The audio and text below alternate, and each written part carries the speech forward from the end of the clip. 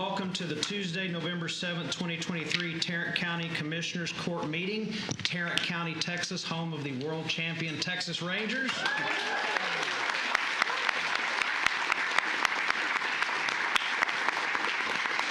I will now call the meeting to order. Tim O'Hare, County Judge. Present. Roy Charles Brooks, Commissioner Precinct 1. Present. Elisa Simmons, Commissioner Precinct 2. Here. Gary Fickus, Commissioner Precinct 3. Here. Manny Ramirez, Commissioner Precinct 4. Constitutes a quorum. All right, thank you very much. Today's invocation will be led by Pastor Chris Iafor. And please rise for our invocation and pledges to the flags. Good morning, Your Honor, court members. It's good to be back home in Tarrant County. I wanted to make sure that I still had my bag, my pen, and I'm still here. Let us bow our heads before our God. Our Father in heaven, in the name of Jesus this morning, Father, this assembly is convened because you made it possible. Lord, we thank you this morning for everyone that is here, for giving us breath. Father, for giving us life. I am reminded, God, that this morning there are some whose alarm bells rang, and they're still in bed, not because they're enjoying sleep, but because they went home, because they passed on. So we are grateful for life this morning, that you gave us a chance.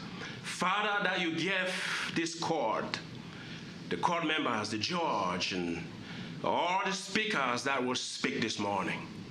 Father, the opportunity, Lord, to speak and to build and to debate, Lord, and to arrive at solutions that will edify, that will lift up the great people of Tarrant County.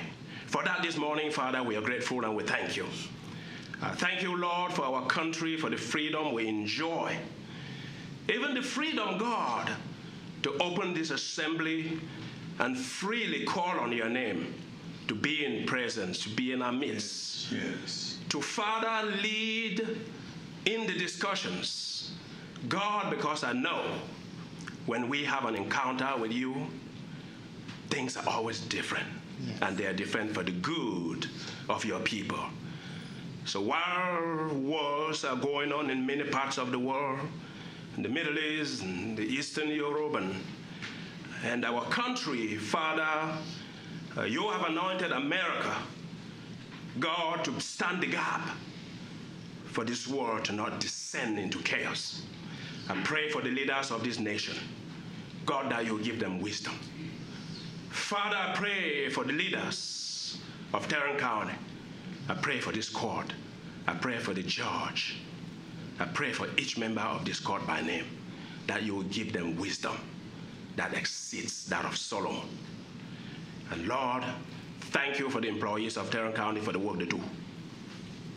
May you give special understanding and special grace this day, that all that each employee touches today, Father, will flourish and will go to advance our county, the best county in the best state, in the best nation in the world. We pray these things, Father, in the name of your Son, Jesus Christ. Let ourselves say amen. Amen. Thank you, Pastor. Please join me in the pledges to our flags. First, the American flag. I pledge allegiance to the flag of the United States of America and to the republic for which it stands, one nation under God, indivisible, with liberty and justice for all. And now the Texas flag. Honor the Texas flag. I pledge allegiance to thee, Texas, one state under God, one and indivisible. Thank you. You may be seated. Mr. Merritt, do we have any agenda announcements? Yes, sir. Good morning, Judge and Commissioners. Just a couple of quick announcements this morning. Number one is item H2 H2 will be held till after closed session. Is that regular or consent? That is currently a agendized item for individual consideration, but we're going to hold, it's an item in closed to be discussed, so we're But going to take. it's not on consent, it's regular. It is not on consent, Okay, correct. regular, H2. We have a couple of items that we're holding. The first item is item D, the congratulatory resolution for the Texas Rangers. We're going to hold that at this time. And then we have several items which have been pulled from the consent agenda for individual consideration. Those include H5 through 9.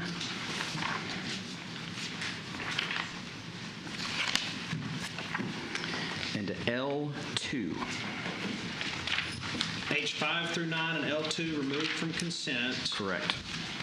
And then H2, why can't I find H2?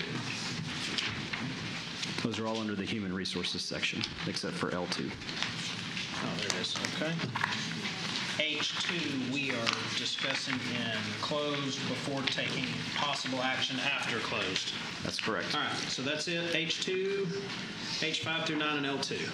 That's correct. And there's a couple of items in your red folders that were revised. A1 includes the copy of Mr. Schaffner's memo that we sent out on Friday, just for your reference. And then also on K7 and purchasing, we included some updated bid information on that one. And that's all I have, sir. Okay, thank you, sir. Any announcements from the commissioners? Yes, I have a few. I wanted to say a big thank you to all of our county and community participants who came out to the Precinct 2 Halloween Family Fun Fest last week at the Mansfield Sub Courthouse, Public Health, MHMR, Tarrant County Credit Union, Linebarger, Human Services, AgriLife Extension, Mansfield Fire, and United Way. I'd like to thank the folks over at Erminash Elementary School, which is right across the street from our sub-courthouse there, and all the Mansfield families who came out with their kiddos. It was really an enjoyable evening. We have pictures on our social media pages, so our goal was to provide a safe, fun environment for families out in our Precinct 2 Mansfield area. And thank you to my staff for pulling that off. Also like to say thank you to the Texas Rangers. Myself and the county judge participated in the celebratory parade. And so to say it was a blast is an understatement. We got to ride the float, meet all of the players, take pictures with them. I took my oldest son, who's 35, and he took his, what age, which dog? 11. The 11-year-old. And it was just a blast. We spent hours there rubbing elbows with just everybody. So, and thank you to Regina and Colby from our communication staff for being there as well.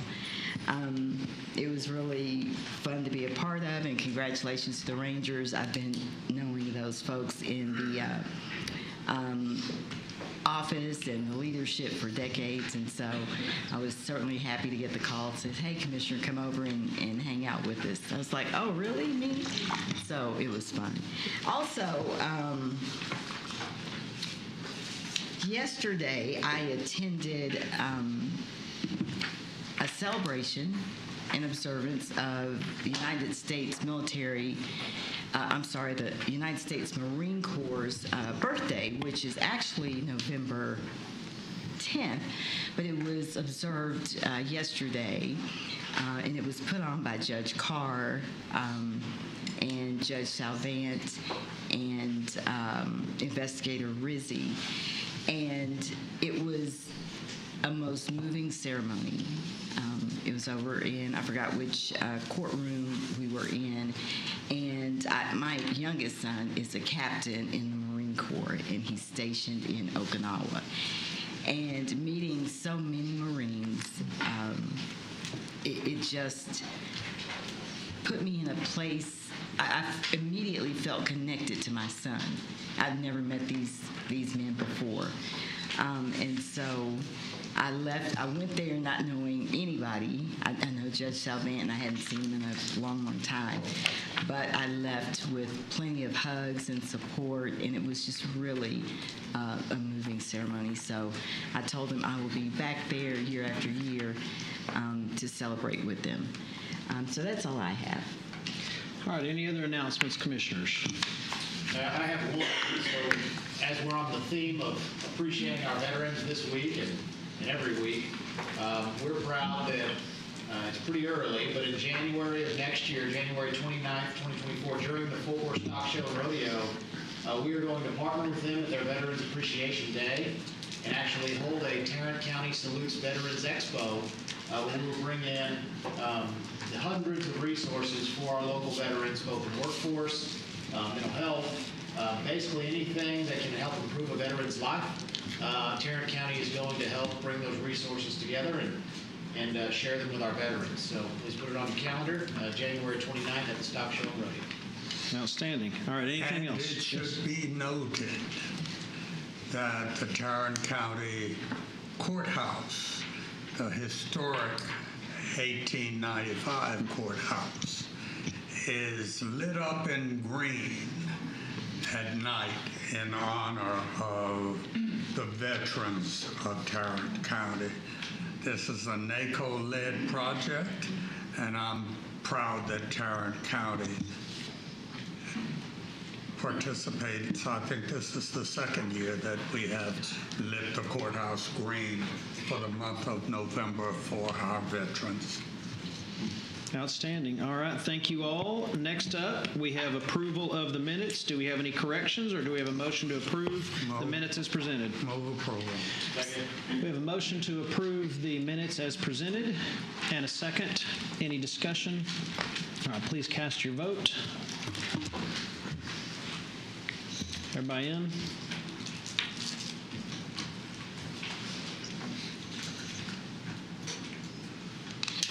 All right, it passes 5-0. Next up, we have our proclamations, resolutions, and presentations section. First up is recognition of the 2023 United Way campaign kickoff. Ms. Tina Glenn. I was hiding. Good morning. Morning. So today's a really exciting day. First, I want to say welcome home, Pastor I4. It's good to see you.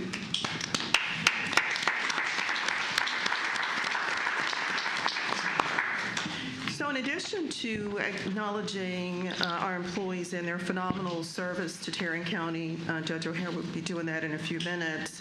Today is also the kickoff of our official 2023 United Way campaign. So we're really excited. According to our records, Tarrant County's first United Way campaign goes all the way back to 1990. So that's 33 years of our employees serving the citizens of this great community that we all live in. Last year in 2022, Tarrant County employees raised a phenomenal $70,231.57 in their efforts to support United Way. So this is a very special day for employees, and it's a very special day for our community. We have heard from departments. I hear our county clerk hooping behind me. She's always a very strong supporter. Her department always does a phenomenal job with campaign raising. And so we're all excited to get started. We do have, I believe we have in the audience with us today, two of our representatives from United Way that we'll be working with this year. And if they are here, I'd ask them to stand to be acknowledged. So Leslie Atkinson, who is Vice President of Development for United Way of Tarrant County. And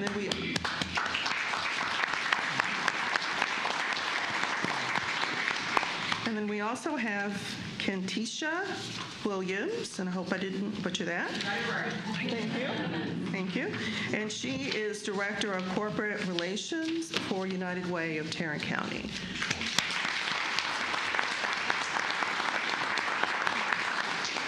So also with me and who will be leading the charge for our campaign this year is Shirley Alberter.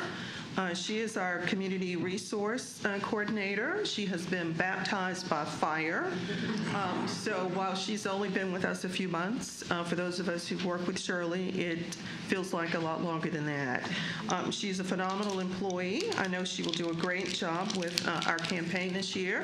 And so I'm going to invite her to the podium to talk to you guys a little bit about what she has planned for us this year. Shirley? Good morning, Judge. Good morning, Court. I'm so excited to be here. Again, it's been a couple months, but in those couple months that I've been joining Tarrant County, I've seen how amazing Tarrant County is. You're incredibly giving, the employees are incredibly generous, and we support and champion our community. So I'm really excited to get to be a part of this. But I wouldn't be able to be a part of it without highlighting our campaign coordinators. So these are current employees, they're current staff members, some of us joining here today, and they're around the county and they're ready to get started with their fundraising efforts. So we're really excited for that. It's a huge thank you for their extra time and dedication that they'll be taking to have these fundraising events for the United Way of Tarrant County. So thank you to them. It won't be successful without them. So something to keep an eye out is we'll be having a weekly newsletter which will be sharing our fundraising events throughout the county. This campaign will run until December 31st of 2023 as well. So I'm very excited to continue to make this year truly exceptional and continue to get united for a stronger, more supportive community. So thank you, and let's make a significant difference in the lives of our community through the United Way campaign. So we would love to kick it off if we can proceed with a group picture. We have some coordinators who are present and our United Way reps. So if you can join us in a picture, that would be great. Thank you.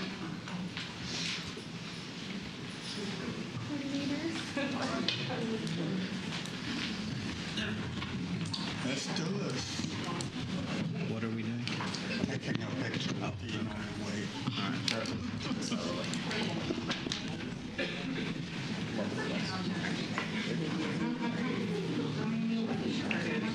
Going through, I'm going to back up here. There we go. Come on, Commissioner. All right.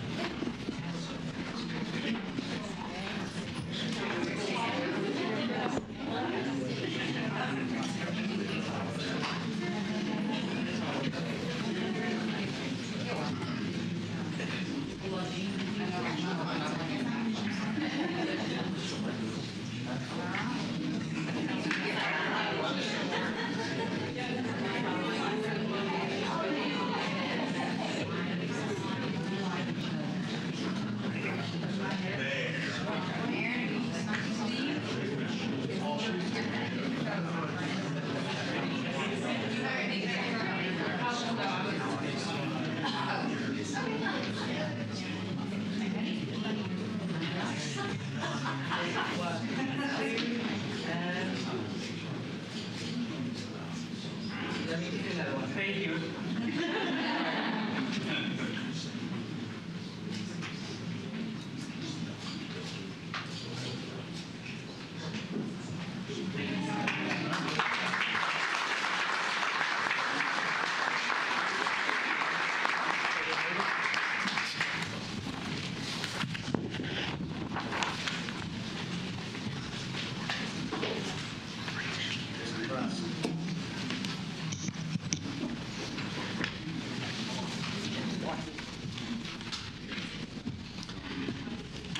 All right, next up on the agenda is a resolution for Tarrant County Adoption Day. We will present this resolution, if passed, on November 17th at the Tarrant County Family Law Center for Tarrant County Adoption Day, where several foster kids and their adoptive families will come together. Multiple adoption proceedings will take place, so you're all invited to that. The resolution reads as follows. For Tarrant County Adoption Day. Every child deserves a stable, loving home, providing the foundation for a successful and productive life. Adoption allows children to be reared in a safe, loving, and nurturing environment. As adoptive parents take on the role of guiding, teaching, nurturing, and loving children to provide them the best possible chance for having a fruitful and bright future. We commend families for the sacrifice they are willing to make to enhance the lives of children by opening their hearts and expanding their families through the gift of adoption. The children being adopted on November 17th by these loving and special families will have a new chance in life to fulfill their hopes and dreams. It will be a special day, and we send our best wishes to the children whose adoptions are made final today and to the wonderful families who will give them unconditional love. Now, therefore, be it resolved that we, the Commissioners Court of Tarrant County, do hereby recognize November 17, 2023 as Tarrant County Adoption Day, and we rejoice and celebrate along with every forever family brought together this month. So I will make a motion to approve this resolution. Second. We have a motion and a second. Any discussion? Okay, please cast your vote. All right, passes unanimously. And the next up, we have a resolution for Veterans Awareness Week. Thomas Belton, our Director of Veteran Services, will receive this, and we'll take a picture here momentarily. So the Veterans Awareness Week proclamation or resolution reads as follows. It is appropriate to salute the tens of thousands of men and women who have served and are serving in America's armed forces. It is recognized that during the past century, hundreds of thousands of Americans have given their lives while serving in the armed forces. Many Tarrant County employees are among the brave men and women who have or are serving in our armed forces. Each November, Veterans Day is set aside as a time to honor those men and women who have served in the armed forces of the United States. The contributions and sacrifices of the men and women who served and are serving in the armed forces have been vital in maintaining the freedoms and way of life enjoyed by the people of the United States. While we can never hope to fully repay these courageous men and women for their distinguished service to our nation, we can and should show our appreciation for their sacrifice. Veterans Day is observed on November 11th, regardless of what day of the week on which it falls, to preserve the historical significance of the date and to focus attention on the important purpose of Veterans Day, a celebration to honor America's veterans for their patriotism, love of country, and willingness to serve and sacrifice for the common good. Now, therefore, be it resolved that we, the Commissioners Court of Tarrant County, do hereby recognize the week of November 6th through the 12th, 2023 as Veterans Awareness Week and extend our deepest gratitude and appreciation to the men and women who have served in our armed forces. So I will make a motion for that. Second. We have a motion and a second. Any discussion? All right, please cast your votes. All right, passes unanimously. And now I would like all Tarrant County employees or anyone in the audience for that matter who is a veteran or is currently serving either active or reserves to please stand so we can recognize you.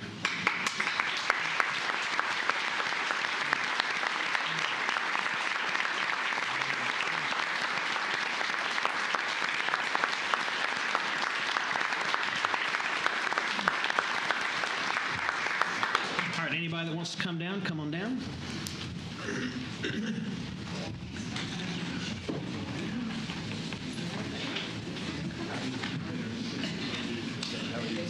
Yeah, if you're a veteran or serving now, come on up here and join us in this.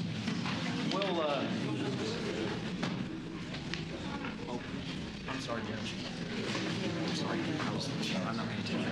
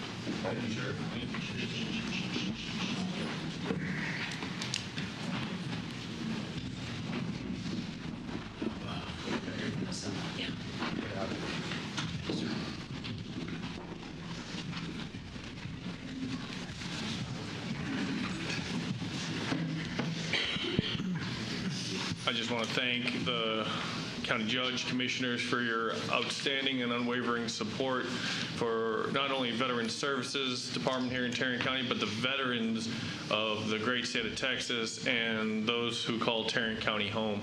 I will tell you that this is my 9th year as the county director, and Veterans Week, I always say, is my favorite week of the year. It keeps me super busy out, get to go out to outreaches. We'll be all over Tarrant County this week and this weekend, recognizing our veterans, those who signed a blank check to the United States federal government that can truly never really be repaid.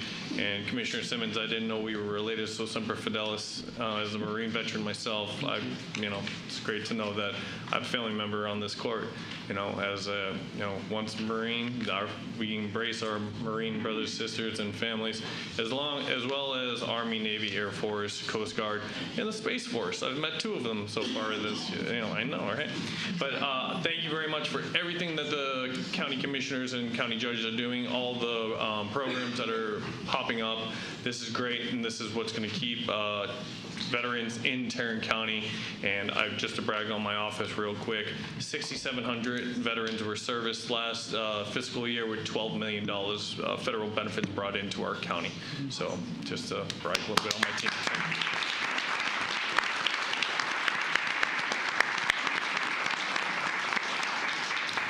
Thank you, Thomas. All right, next up on the agenda, our last section, our last piece from Proclamations, Resolution, Presentations is employee recognition, which we know many of you are here for today.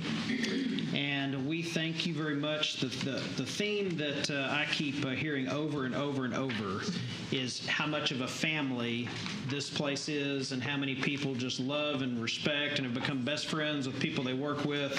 So I hear it over and over, and it says a lot for this place. So I'm going to ask all of our 5-year employees to stand as I call your name so we can recognize you. Ian Barnwell, Dabney Basil, Judge Basil, Susan Bradley, Scott Cartwright, Tamara Colasino, Roel Fabella, Claudette Golston, David Giffen, Faith Gillian, Annabelle Gomez, Brian Hollers, Dadie Moyes, and Courtney Taylor. Thank you all very much for your 5 years.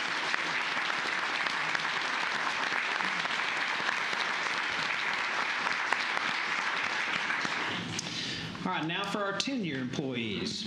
We have Richard Barron, Keith Carpenter, Ronald Edwards, Cynthia Fouts, Noe Garcia, Miranda Heckler, Joseph Henderson, Chad Kruger, Chad Raines, Christina Rodriguez, Amy Tyson, and Candace White.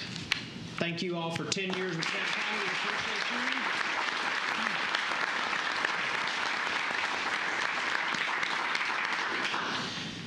Now for our 15-year employees. Annette Bailey, Ronnie Boland, Tiffany Downing, Denise Hallmark, Daryl Huffman, our constable, Cindy Jones, Tommy LaRue, Chris Mitchell, Sheila Moore, Perry Pack, Marianne Pierce, Marvina Robinson, and Kenneth Smythe. Thank you all very much. We appreciate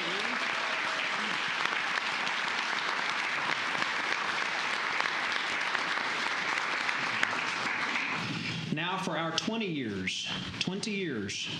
Nicole, is it Benoit or Benoit? Benoit. Nicole Benoit, Naomi Daniel, Darlene Guerrero, Elizabeth Hernandez, and Rocio Lopez. 20 years. Thank you both very much.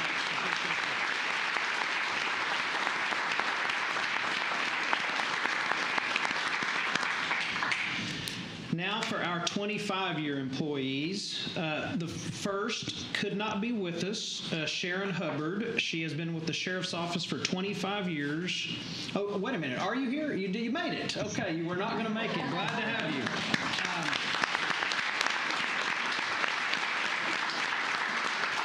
She works the third shift doing 12 hours, so we didn't think she was going to be able to make it, but thank you for coming, and we appreciate you. She was born and raised in Vicksburg, Mississippi, graduated from Jackson State University with a bachelor's degree in criminal justice. She is also a certified corrections officer. She has her master's jailer license. She has received numerous awards, such as perfect attendance. See, she didn't want to jeopardize that. She thought it might count.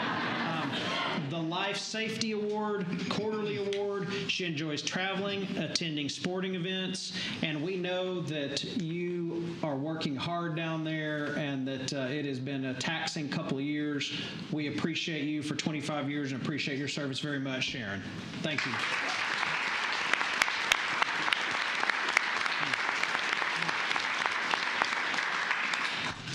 Next, we have Matthew Woodson. Is he here with us? No? Okay. They traded places. He's also with the Sheriff's Office, 25 years. He's a labor detail deputy. Born in Walnut Creek, California. Served in the U.S. Army for 10 years, from 85 to 96. He graduated from the Police Academy in 97. He worked at Keller PD. Started here in Tarrant County in 1998. What he likes the most about the job that he has is serving citizens. He said the Sheriff's Department is a good department, very professional, and has a lot of opportunity. Loves to hunt and fish and work around the house. And I asked him how much longer he wanted to do it, and he said he had several more years left. So thank you, Deputy Woodson. We appreciate your service very much.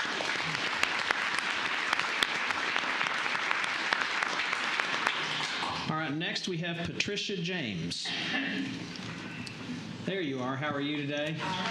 So Patricia has been with us 25 years. She's with CSCD, and she and my mom share the exact same birthplace, which is the thriving metropolis of Pittsburgh, Texas.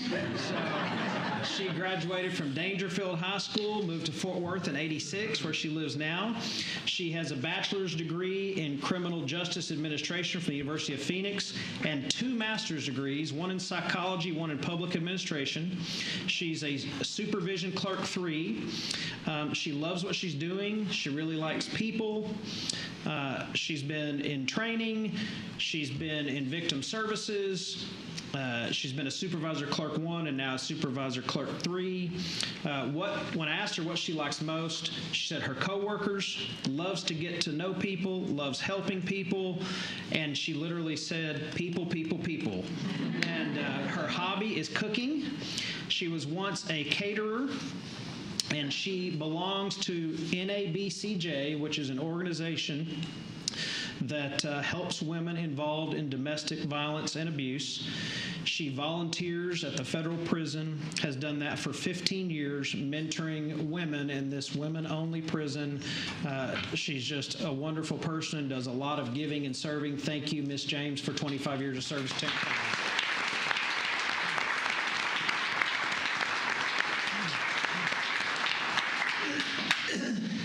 Next, we have Susan Greer. Hello, Susan. How are you? She has been with the Criminal District Attorney's Office her entire time, 25 years. She's born in Chicago, raised in L.A., but moved to Texas 40 years ago. Couldn't get here fast enough. I may have added that. She was married at age 19, and this year celebrated her 42nd anniversary. So that's really cool.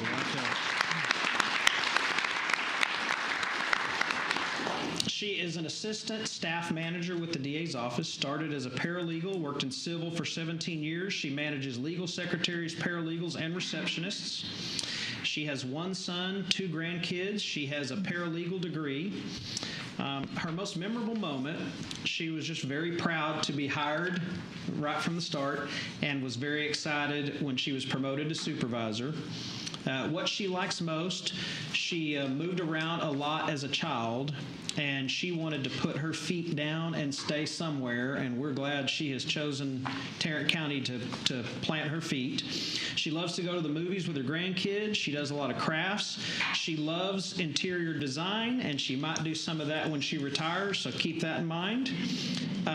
She thinks the benefits here are great, loves the people. She is super loyal, and she describes what she does as it is God's work. So thank you, Susan, for 25 years. We appreciate you.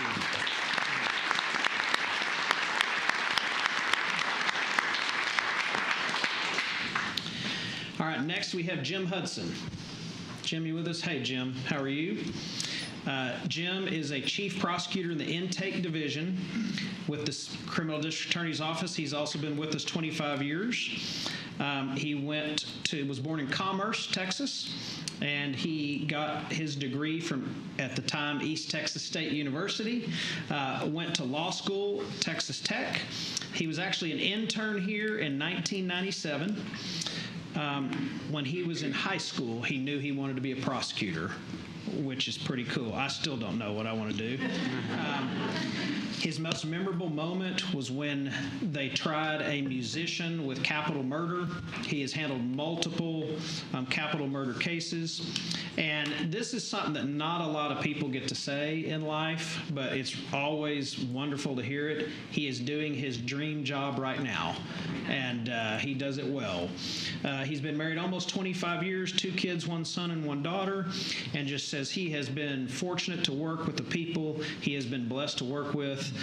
Thank you for keeping us safe. Thank you for 25 years in Tarrant County, Jim. We appreciate you.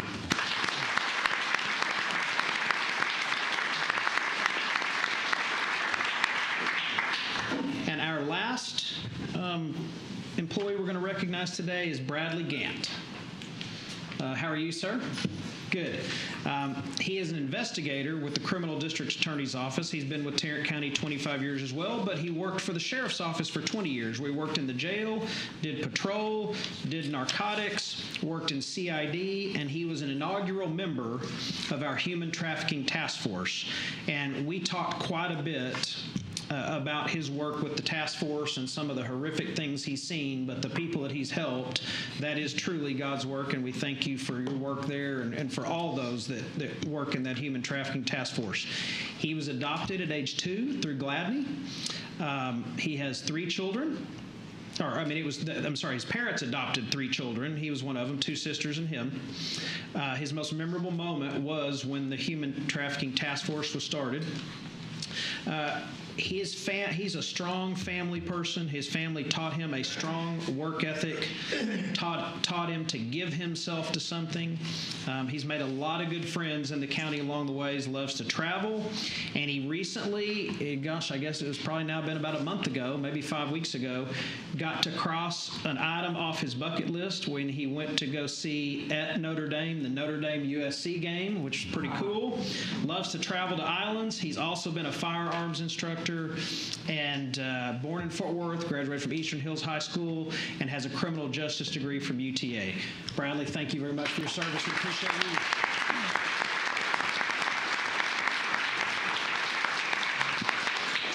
Do I have a motion to receive and file employee recognition? So moved. Second. We have a motion and a second there. Please cast your vote. All right, passes unanimously. And now all of you that are here for this, you're welcome to go to the back for a reception where there's food. You can mingle. And we appreciate, again, you very much for your service.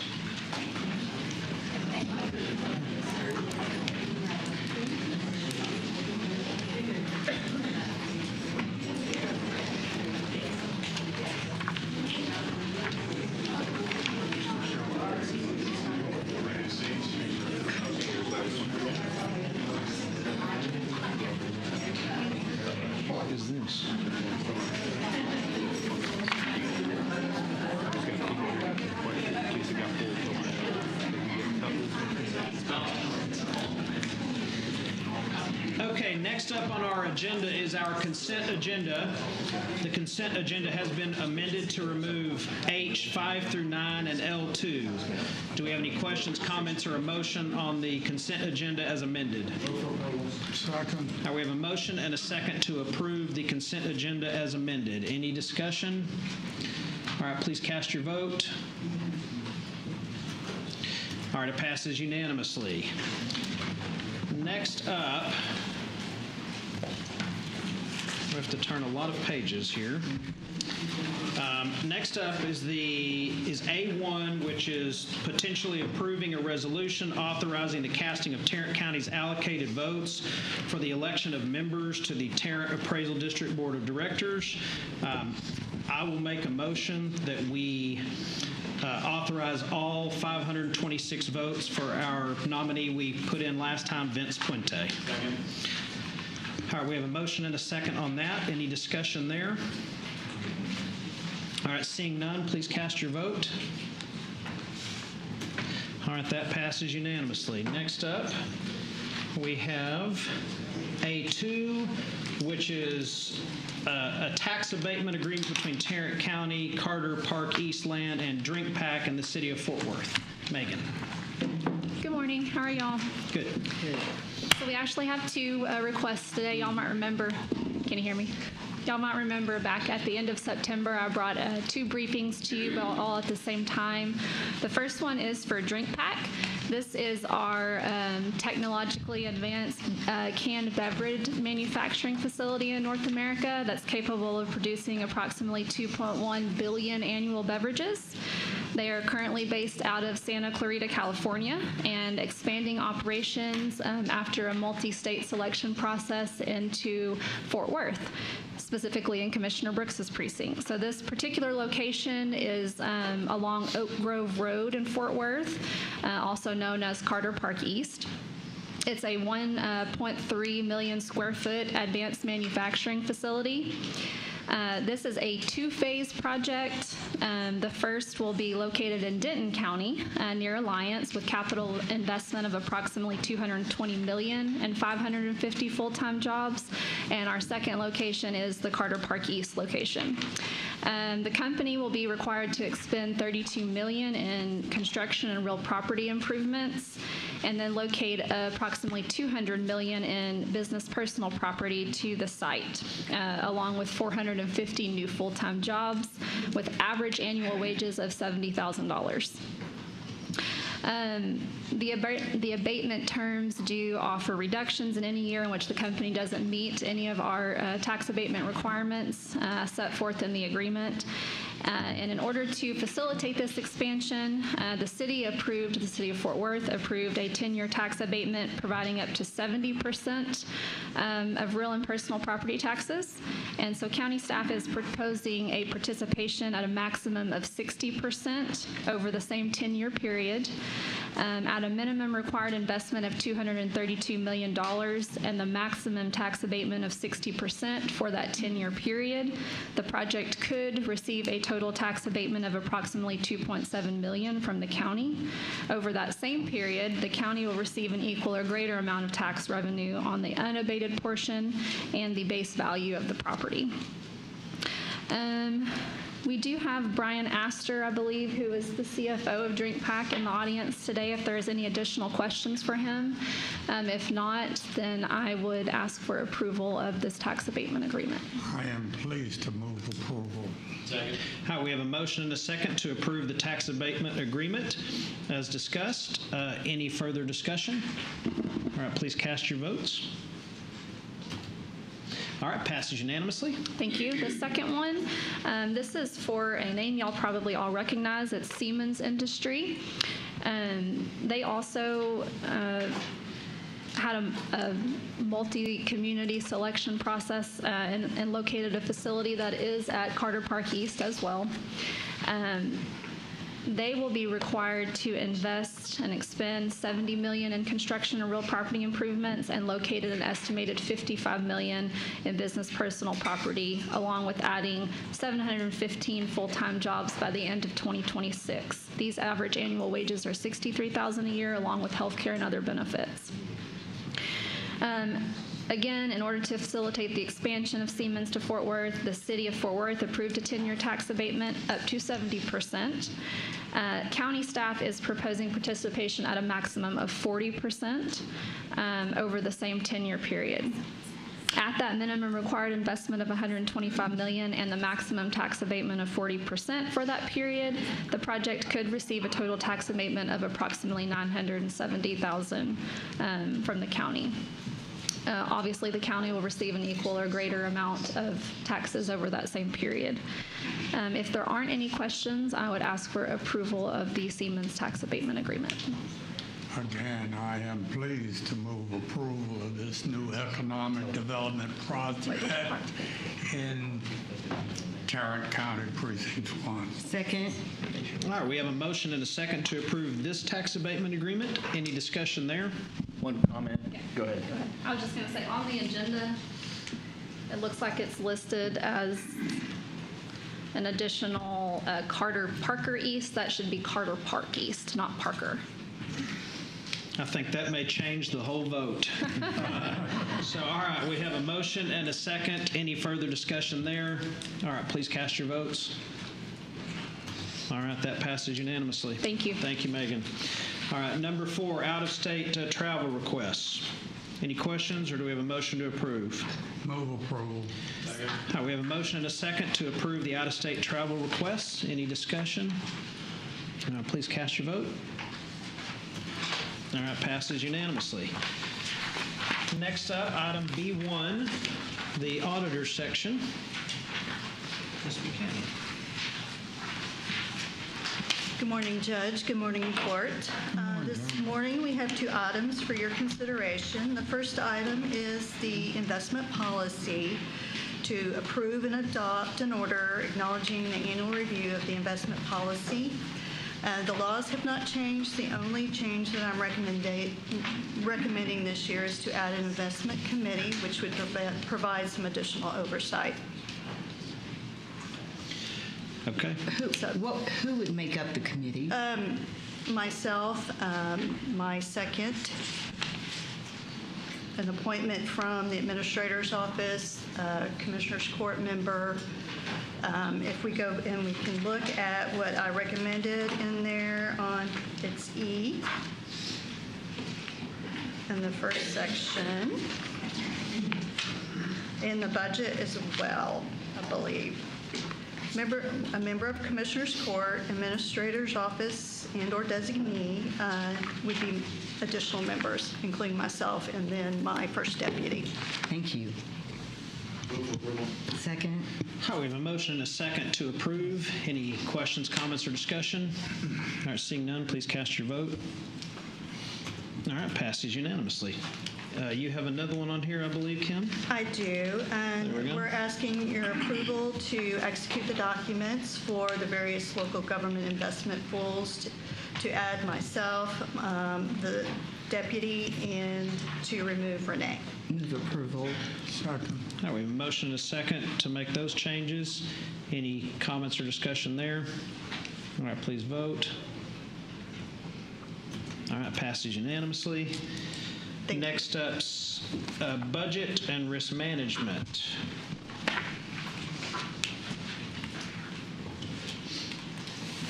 Good morning, Commissioners. Good morning, Judge. Good morning.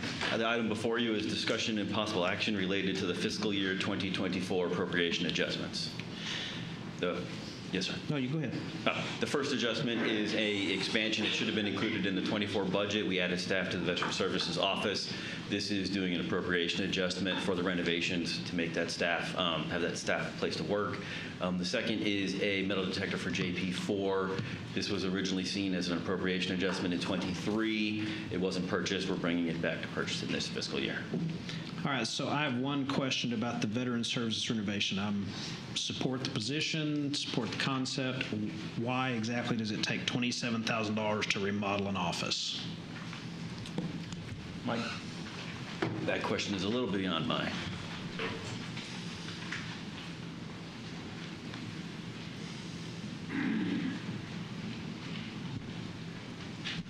Good morning, Your Honor. Good morning, members of the court. We will be doing this using my internal staff.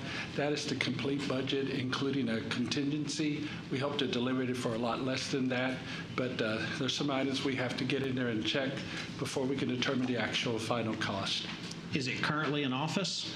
No, it's we're adding offices to the space. He's shaking his head yes that it's currently an office. We're splitting the big office. Yeah. We're adding offices to the space. It's got a bigger office. We're turning it into a multiple office space. So it's going from one giant space to how many offices? We're adding 2 extra offices, I believe. So it's not going to be 3 or it's not going to be 2? Maybe 2, right? It's one big office, building a wall and a door for one position that was already added on the previous budget. So it's one off. It's 2 offices from one. Okay, so go back to the original question. Why does it cost $27,000 to create a second office for an already existing place with walls, electric, lights, heating and air? What are we doing that's $27,000? We have to review all the air conditioning, modify it as necessary, the lights, et cetera, the fire alarm system. We have to review all of that and modify it as necessary, and then bring in the walls, et cetera. How much is the contingency factored into It's this? $2,000, if I'm not mistaken, $2,300. Okay, so my recommendation is we take a strong look at how we're doing things in facilities. Some of the numbers I keep seeing are not in line with construction costs that I see outside in the private sector. We'll take a look. Okay. I've got a question, Robert. On the JP4 metal detectors, so we specifically moved that last year because it came out of salary savings. They had not hired a position they had on the books, and so they had money left over to move. Where's the money coming from now? It's just adding to their budget? We're taking it out of undesignated in order to. Question is why was the metal detector not purchased last year whenever we moved it? I do not have a good answer for that. There was a mix-up in terms of not getting the purchase made during last fiscal year when we had appropriated those funds. So I have a question as well. Is there a metal detector program? Will all JP courts have metal detectors?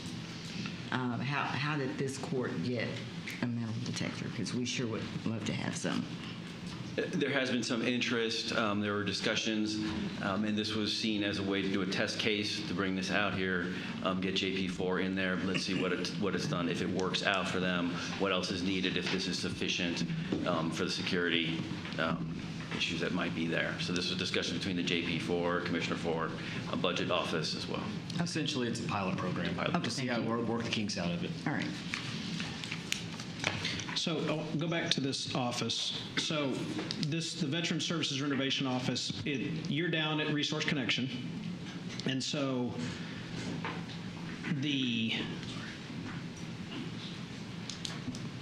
has the position already been added? Absolutely, yes, sir. Where are they now?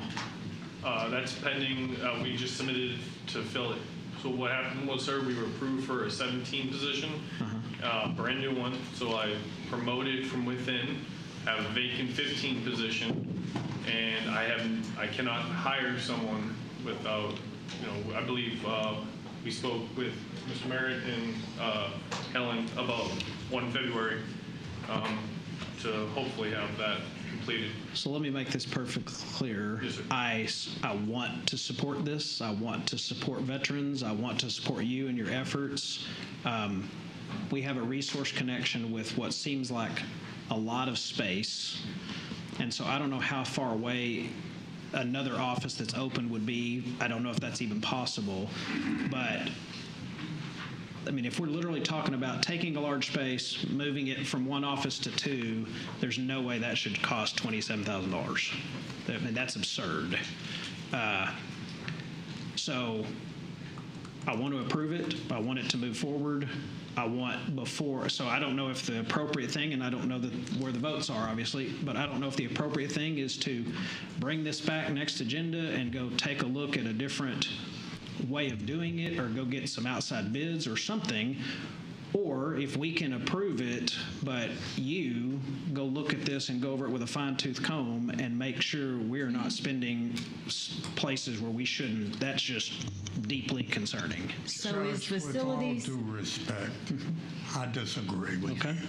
I think $27,000 is a bargain for remodeling an office space when you have to redo electrical, lighting, computer, flooring and add furniture, fixtures, and equipment, $27,000 is a bargain.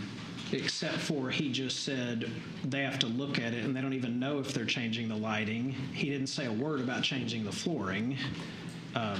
Is facilities doing the work or an outside Yes, contract? we're doing it in-house. And, Your Honor, what we do is we develop a budget, okay? And we ask the court to approve the budget.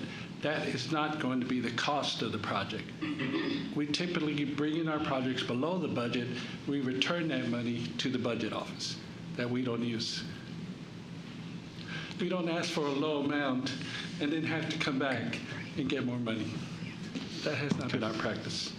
I move approval. Second. All right, we have a motion to approve and a second. Any further discussion? All right, please cast your vote. All right, it passes 4-1. Next up, we have item H1, which is receiving and filing the personnel agenda. We do have Receive and file personnel agenda. We do have someone. All right, we have a motion and a second to receive and file the personnel agenda. We do have someone signed up to speak to this. So, Geraldine Jackie Cox.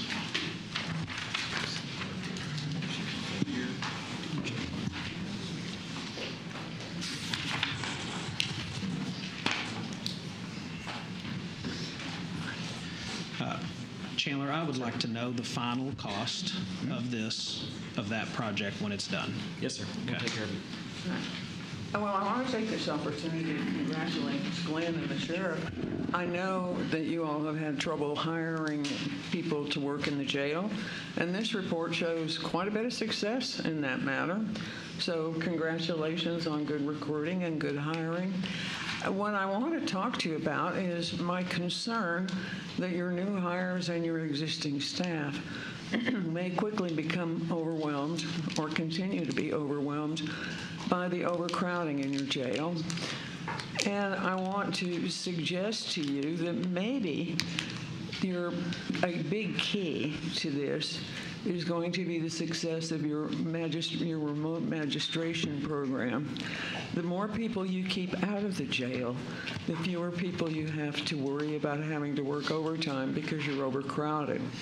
So I would like to encourage you to do what you can to get that magistration program up and going successfully, and maybe talk to the local police officers about what they can do to help you with.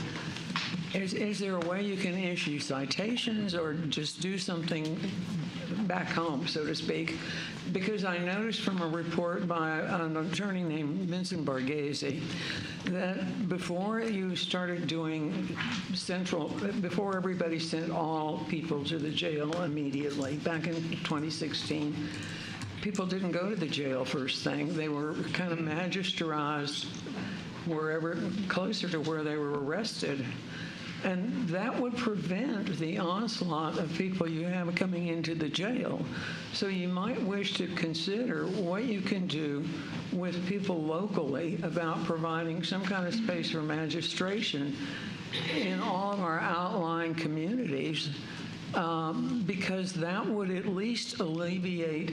It looks like there's about a 4-day delay before bond is granted frequently, and that produces is what I would describe as the combination between your weekend rush of DWIs and your huge number of backlogged people in the jail. And we can't afford them, and they probably don't want to be there. So whatever you can do, I hope, and I wish you the best of good fortune in figuring out how to maximize the opportunity not to let people in. And that's what I had to say on this subject. Thank you. All right, thank you. We have a motion and a second. Judge, before we do that, I would like to agree with Ms. Cox that the rollout of our central magistration program has been much too slow. We need to bring some department heads together whoever needs to look at this thing needs to look at it and recommend to the court a series of carrots and sticks to get a more vigorous rollout of the remote magistration program, because it is the key to lowering our jail population. And there should be some things that we can do in collaboration with the various police jurisdictions, the various cities that run those jurisdictions, to step up the rate of signing on to remote magistration. The largest city in our town besides Fort Worth is Arlington. Have you had any discussions with the Arlington people as to why they don't? So that. Well, that's not really magistration, but that's the mental health. Why they're not doing diversion center. At the parade, we started that conversation. We will have a meeting soon, but she's right. I asked Mr. Merritt to send me the video magistration numbers, and I got those on Sunday, October 29th.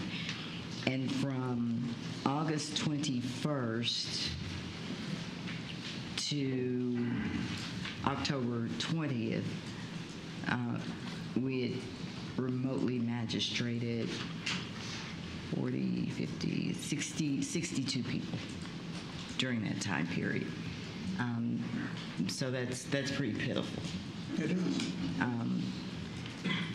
So you make a good point. That is one key. I would like to thank Mr. Merritt for his work in doing what I continue to call for, and that's reestablishing the Criminal Justice Coordinating Committee. We met last week. And so I look forward to finding solutions there. Maybe that is the body that needs to look at this and recommend to the court what we need to do in terms of incentives and disincentives to encourage jurisdictions to join the program. I will say it's not all bad news. I've been encouraged that, and I know y'all watch the averages also. It sits at about 4,200 to 4,300 nowadays, whereas back in August, July, we were 4,800 inmates. That's right. So, and staffing is going up. It's trending in the right direction. So things are working good. Now, I think what we ought to look at, too, is a possibility, because I know the public doesn't get those numbers, is maybe the dashboards that are available, maybe those snapshots. Yep.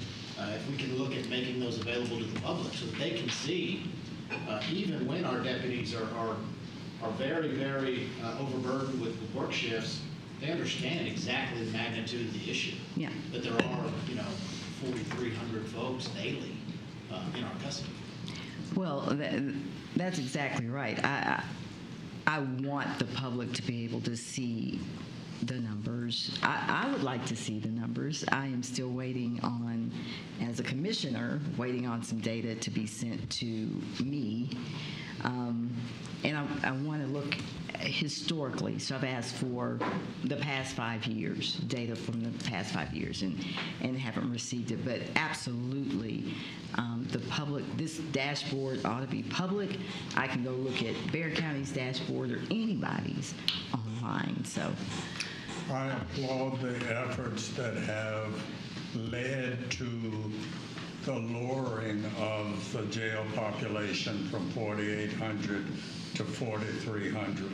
That's going in the right direction, but central magistration is external to what the corrections officers can do in the jail. This is something that has to be done out in the community, and we need to work on that as vigorously as our corrections officers are working internally to lower the jail population. And I might add, as I do each week, each 2 weeks, that list of $500 and under bonds. We need to work on that list as well. Yeah, we got a list of those, which was a snapshot in time a week or two ago, and I didn't count, but it looked like 10 to 12 to 15 people who were arrested on criminal trespass charges who are still in our jail with bonds under $500. Let me just take a moment to remind the court that our agenda item here is receive and file the personnel agenda. So we are, we can certainly put this back on an agenda for a discussion, but, and we may even have it in closed session today where you can receive advice from counsel. Just a reminder of that. Thank you for cutting me off. Well, trying to keep us out of trouble here. I think I've made the points that I wanted to make. Okay. All right. So we have a motion and a second to receive and file the personnel agenda. Any other discussion on that? I'll make a couple comments really quick. Sure. Just really quick. So just to answer some of the questions up here. So currently, just so we know, we can bring back a more formalized presentation if the court so desires, but there are 19 locations that the jail picks up, or the sheriff picks up from every day. 7 of those currently do video magistration. As of yesterday, Grapevine has said they want to join magistration, and I think it's Crowley is the other one that we've been working on. So Mr. Schaffner in our office has really been working with criminal courts administration to really proliferate video magistration to all 19 of those locations. That's one of his big goals. We've obviously reconstituted the Criminal Justice Coordinating Committee. They had their first meeting last week, I believe it was, and that group will be meeting monthly to discuss criminal justice operations and see what we can do. Finally, Commissioner Simmons, with regards to your report, the 5-year history report you've asked for, that is being worked on. As I said, unfortunately, it's 42-year-old mainframe data that we're having to sift through to get you what you're asking for, but staff is actively working on it. We actually talked with the team yesterday to get a status update on that. Thank you. Thank you, Judge. Okay. Did we vote? No. No. All right, we have a motion and a second. Please cast your vote. Okay, passes unanimously. Item H2, we will move to closed and take action if appropriate after closed session. Next up is item H3, out of class pay extension. Yes. So the court may recall this particular policy out of class pay allows the department to compensate an individual who's assumed higher level duties. Typically, that occurs when that higher level position has been vacated by retirement, a person's left the county, et cetera. So in the tax department, we have an individual who assumed the duties of the accounting director. 3 months ago, our policy allows this additional compensation for 90 days. Beyond the 90 days, we have to come to court and ask for an extension. So that's what we're doing today. We're asking for an extension. The tax assessor collector is requesting an extension through January 26th of next year. Of course, if she hires before that date, then the out-of-class pay will expire. We're estimating the cost of this request to the general fund to be about $4,200. It is important to note that this cost can be offset by salary savings.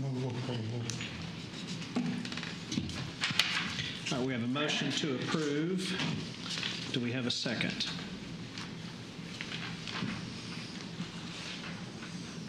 Second. All right, we have a motion to second. Any further discussion? All right, please cast your vote. All right, it passes unanimously. Thank you, Tina. Now we move to Judge. Multiple items We have items on consent, which is H5 is the next one. Yes, sir. Go ahead. So this is a request to make a change to Public Health Table of Organization. Specifically, what Public Health is requesting, there currently exists a vacant grade 75, a business manager position. The request is to reclassify it to a lower pay grade 74. It will be a financial portfolio coordinator if approved by the court. This position exists. We don't have to take it before committee. If this item is approved, this will result in net savings to ARPA funds of almost, a little bit more than $16,700. So I asked that H5 through H8 be removed, so you don't really have to go through all of them. Okay. I've gone through all of them. And this is for my education. Why aren't we making these changes within the confines of the budget cycle, all of these organizational changes? Outside of the county administrators, I don't think I added that one. I understand that one, certainly. But H5 through 8, aren't these things typically hashed out during the normal budget review process in the spring? Yes, ma'am, they can be. One of the items comes to mind because I was familiar with sort of the events that led up to the position being vacated, and I'll give you for instance. So in the resource connection, their specific request, they have a vacant, I believe it's a pay grade 18 position, and that position was vacated fairly recently. We had an employee, I believe she's left county service, had an employee in that position who was dealing with some fairly significant issues.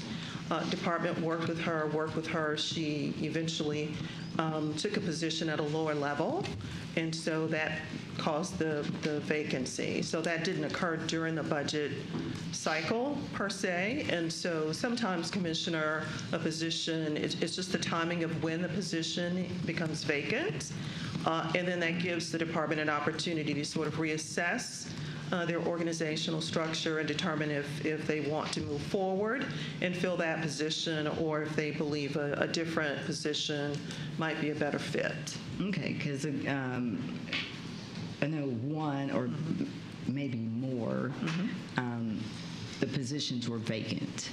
And so I was just wondering why all these hopped up, and we just went through the whole budget process. Yes, Okay. H5 through 8. Second. All right, we have a motion to approve H5 through 8, and I'm assuming you know H9 is still to go, right? We removed H9. Well, there's speakers anyway. All right. H9 is different from 5 through 8. Gotcha. Okay, so H5 through 8, we have a motion to approve H5 through 8 and a second. Any further discussion? All right. Our council, I'm sure, there we go. We'll address it that way. All right. Okay, we have a motion and a second to approve item H5 through 8. All right. Please cast your votes. All right, those pass unanimously. Now H9, and a reminder, we do have speakers.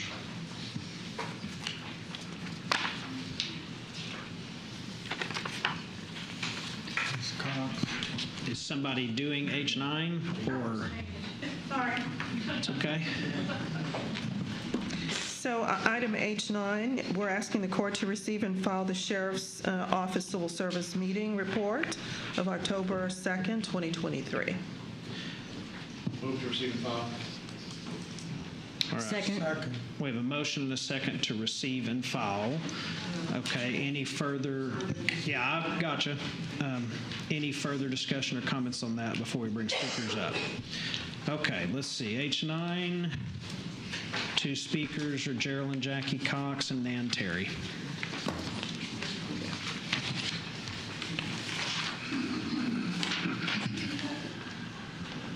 I want to speak to you today about what I regard as a good cop, bad cop story.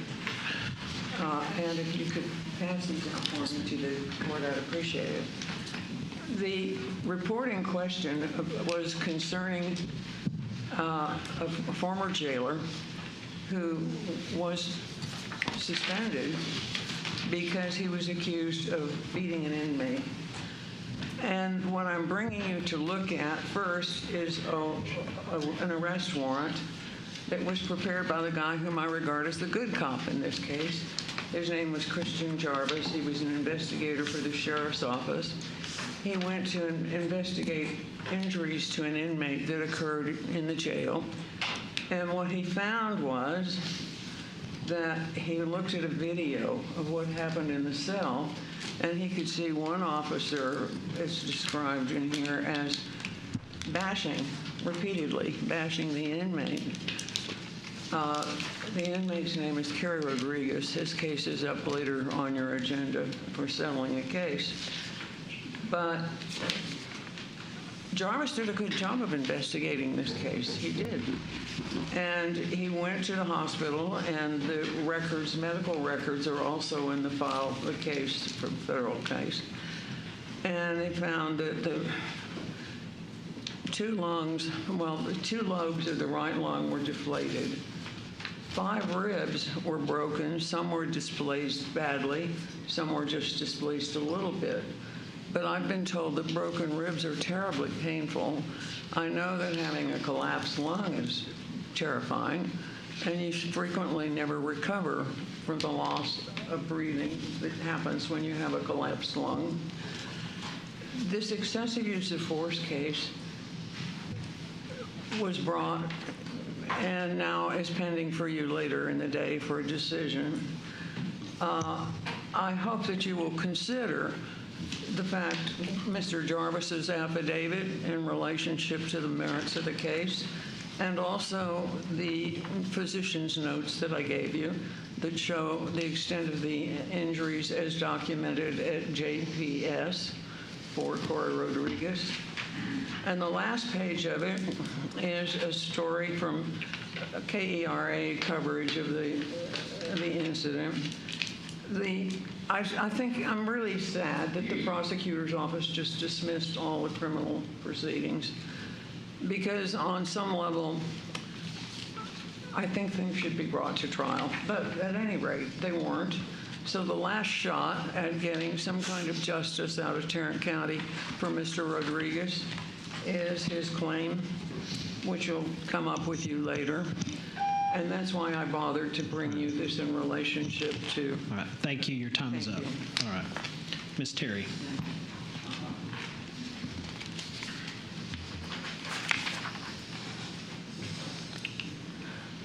Good morning.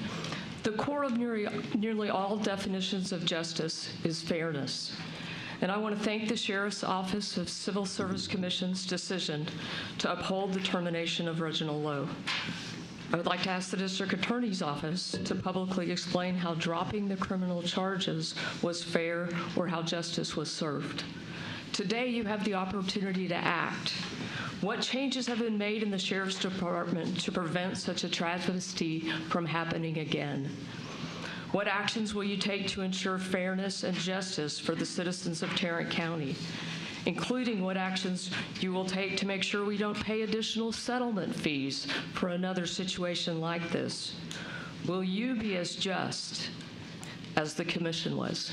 Thank you. Thank you. All right, we have a motion and a second on this item. Any further discussion? All right, please cast your vote. All right, passes unanimously. Thank you.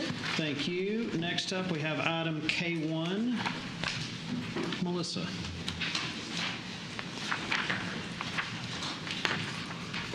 Good morning, court members. Hello. We have 13 items for your consideration.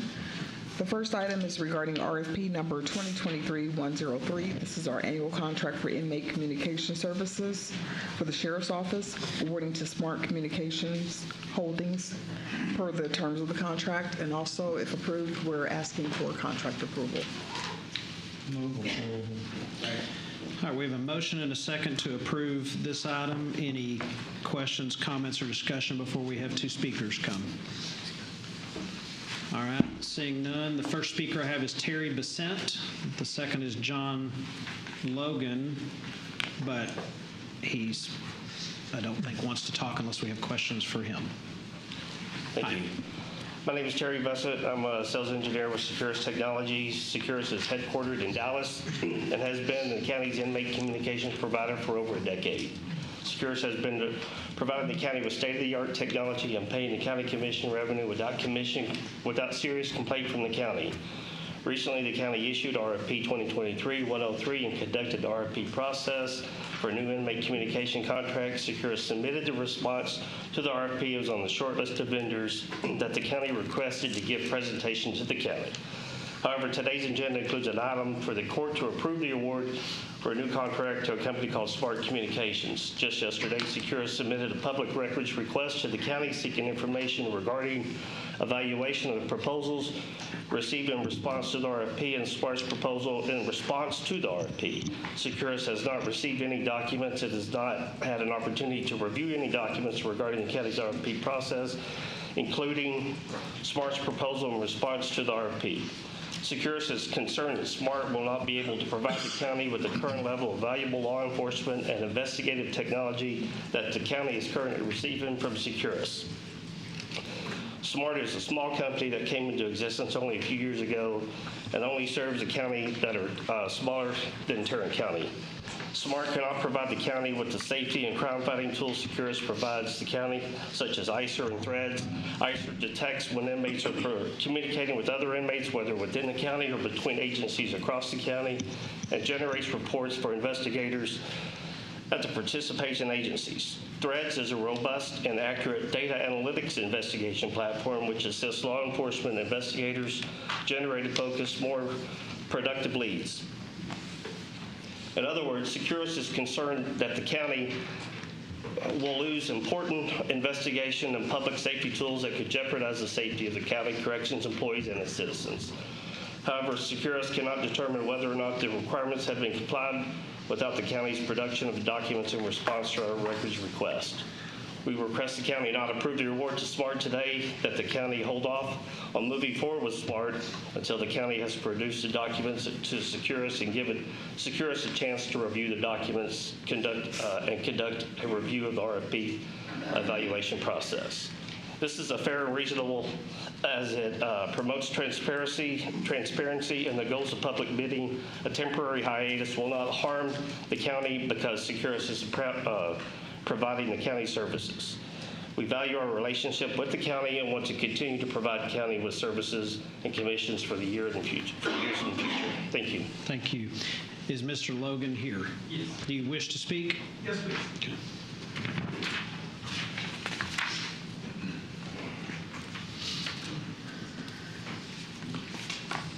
Thank you, guys. Thanks, everyone, for their time. I'm John Logan. I'm founder and president of Smart Communications. We were founded in 2009. Just to address a couple of things, we provide communication services for inmates all across the country. We have over 150 agencies, just like Tarrant County. We've been providing services to your neighbor, Denton County, for 5 years. Smart Communications is proposing a completely different arrangement to the county than what's been done under Securus Technologies for at least over 5 years that I'm aware of. Securus charged the offenders 14 cents a minute for phone services. We're charging only 4 cents a minute. Securus also only paid 25% commission to Tarrant County. We're paying 80% commission. So we're charging a third of what Securus has been charging, and we're paying 3 times more. In addition, we're giving every single inmate their own tablet. This is something Securus has never done. So every inmate will have their own tablet to be able to do education and reentry programming for all inmates. In addition, we're giving free communication to every single inmate in the facility every single week. So there'll be no haves and have-nots. Every single inmate will be able to communicate with their family absolutely free twice a week through Smart Communications platform. In addition, Smart Communications has invented technology that eliminates dangerous drugs like fentanyl from entering the facility through our patented technology. This is something Securus has had an opportunity to provide for 5 years and never did. This is something that will affect the entire community because we'll be able to eliminate drugs like fentanyl coming into the facility, actually give inmates a fair chance of getting clean and getting sober, so when they return back into the community, they will be clean, sober, and be able to restart their lives as productive citizens, ending the revolving door of corrections that is an epidemic in this country, which was kind of addressed earlier in the overcrowding of the jail. So I believe it's more than inmate communications that we're going to bring to the table. It's efficiencies with our patented technologies, it's eliminating drugs, and it's reducing costs to the families and returning more money to Tarrant County. These are all things that Smart Communications has brought to the table, that Tarrant County's purchasing department has reviewed and approved Smart Communications and chosen Smart Communications as the best vendor in the country to do so. We provide services to agencies like San Diego with 8,000 inmates, Orange County, Florida with 4,000 inmates. We're more than capable of doing this. We provide services to the Federal Bureau of Prisons as well as the entire state of Pennsylvania Department of Corrections with 50,000 inmates. So just wanted to give my 2 cents and appreciate everybody's time. And that's all I have. Thank you for your 2 cents. I move approval. And I just have a question for purchasing. Thank you, sir. We have a motion and a second for approval. Questions? So can you just not give Securus the data that they are requesting? I mean, isn't that... It was through a public open records request. And I'm happy to address that, Commissioner. So as with any Public Information Act requests to the purchasing department seeking vendor proposals, there is a very specific statutory process that the county is required to go through where we take the vendor's proposal, send it back to them, and allow them to assert any sort of objection to release of material in that. So, for example, if there is a proprietary piece of information, if there is a piece of trade secret information in there, the county cannot assert that on behalf of the vendor. The vendor must make that argument. And so there will be a gap of time for the processing of any sort of request for a vendor proposal that requires us to seek an attorney general. 100% understand. So has that process started, and does Securus, have they been communicated with? We are going to produce, we're going to fulfill your request, and it's going to take time. So going back to what I heard from the public comment, I believe it was a very recent request. Okay. And so that whole process generally will take about 90 days or so for us to get a ruling back from the Attorney General, and that's a very conservative estimate. It could take longer, just depending on once we ask the Attorney General for a ruling, how long they take. So why are you seeking an Attorney General's ruling? I mean, it's a common practice in business to turn over if somebody asks to see the other folks bid. Of course, all you have to do to redact and not give proprietary information. So I understand that process, but why are you seeking an Attorney General's opinion on it? We do that in every request to the purchasing department for a vendor proposal to protect the county from liability. Okay. All right, thank you. I am assuming the DA's office and the Sheriff's office is good with awarding this contract to Smart Communications? Yes, we have approval from both. Okay. All right. Okay, we have a motion and a second. Any other comments, questions, or discussion? Okay, seeing none, please cast your votes. All right, passes unanimously. Next up, we have item K2. This is an RFP for our annual contract for inmate commissary, banking, and deposit release services, awarding to Keefe Commissary Network, LLC, per the terms of the contract. All right, I'll move to approve. Second. Any questions, comments, or discussion? Yes. Okay, so Keefe is our current vendor, correct? Yes. All right. So back in February, our county auditor presented her audit report of the sheriff's office, and in particular, issues with the Keith Commissary relationship. And so I'm not sure if court members will remember, but it's the auditor's letter from February 7th. And what makes me uncomfortable about awarding this contract is I don't know whether or not all of the auditor's observations and recommendations were adhered to by the sheriff's office. Number one, recommendation number one, the auditor said procedures related to the oversight of system roles and permissions do not exist.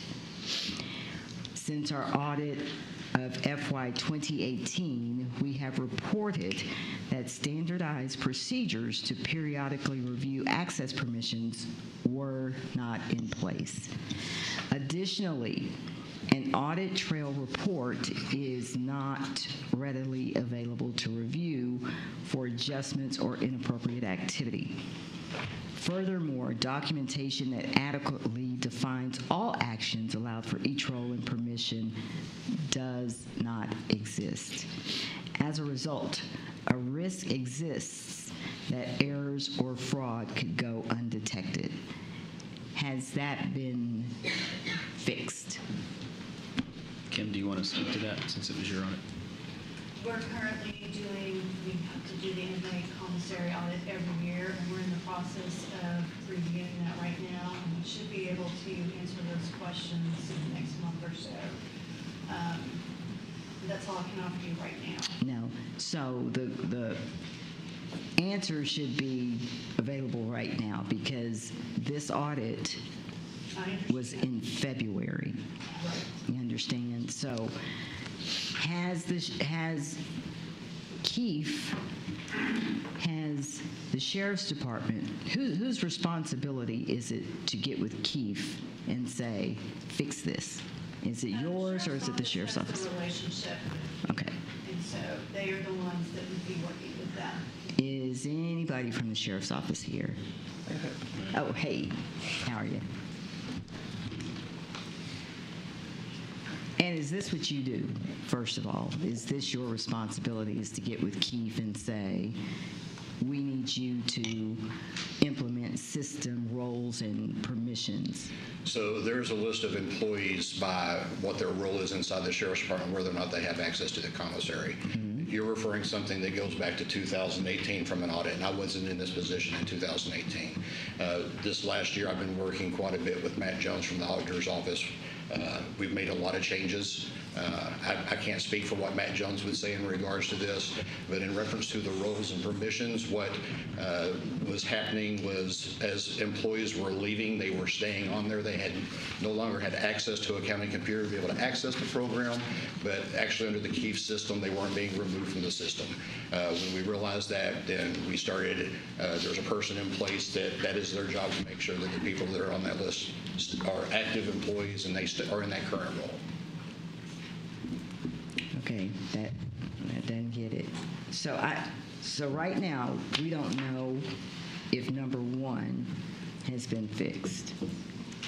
I apologize. What was number one, ma'am? What I just read. The procedures related to the oversight of system roles and permissions do not exist, and then all of the stuff that followed that. But that's just number one.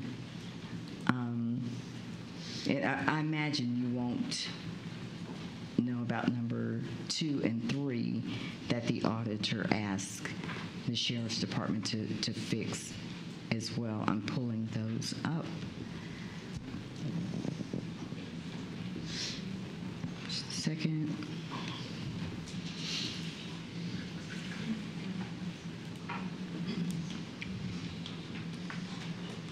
All right. So, number 2, the commissary vendor did not remit payments to the county in accordance with the contract. So why would we renew a contract with a vendor that did not remit payments to the county in accordance with the contract? Since our FY 2018 audit, we have reported that procedures related to the timely remittance of payments by the vendor were not always adequate.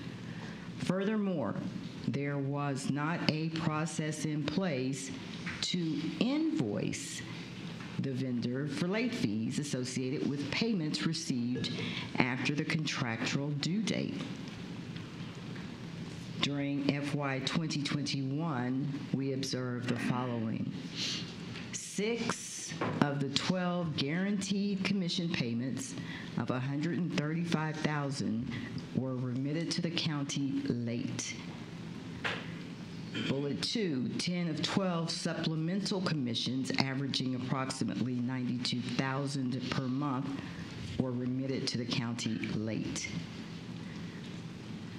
Bullet 3, 7 of 12 tablet commissions averaging approximately $34,000 were late. And bullet 4, 4 of 12 revenue sharing payments averaging $5,900 were late. In accordance with the contract terms in place at the time of our audit, the vendor should be subjected to late fees totaling $7,802.05. And so there are recommendations here from our auditor. As she says, recommendations as previously recommended, the sheriff's staff should ensure that Keefe remit sufficient detail related to tablet sales to determine that the commission remitted is in accordance with terms of the agreement and inmates were correctly charged for services. Keefe remits all commissions by the 15th of the subsequent month and invoiced for late fees for fiscal year 18 through 2021. And comprehensive operating procedures for monitoring the timeliness of commissions owed to the county, including any invoicing of late fees, late payment penalties, are developed and documented. Has any of this occurred? Has any of this been fixed? So, Go ahead, Joe. I was going to say, if we may, Ms. Buchanan has Matt Jones here, who is our subject matter expert that actually did the audit on this. Okay. He may be able to give us some additional information on this. Awesome. Matt, do you want to? Hi, Matt. Good afternoon. Nope, good morning still.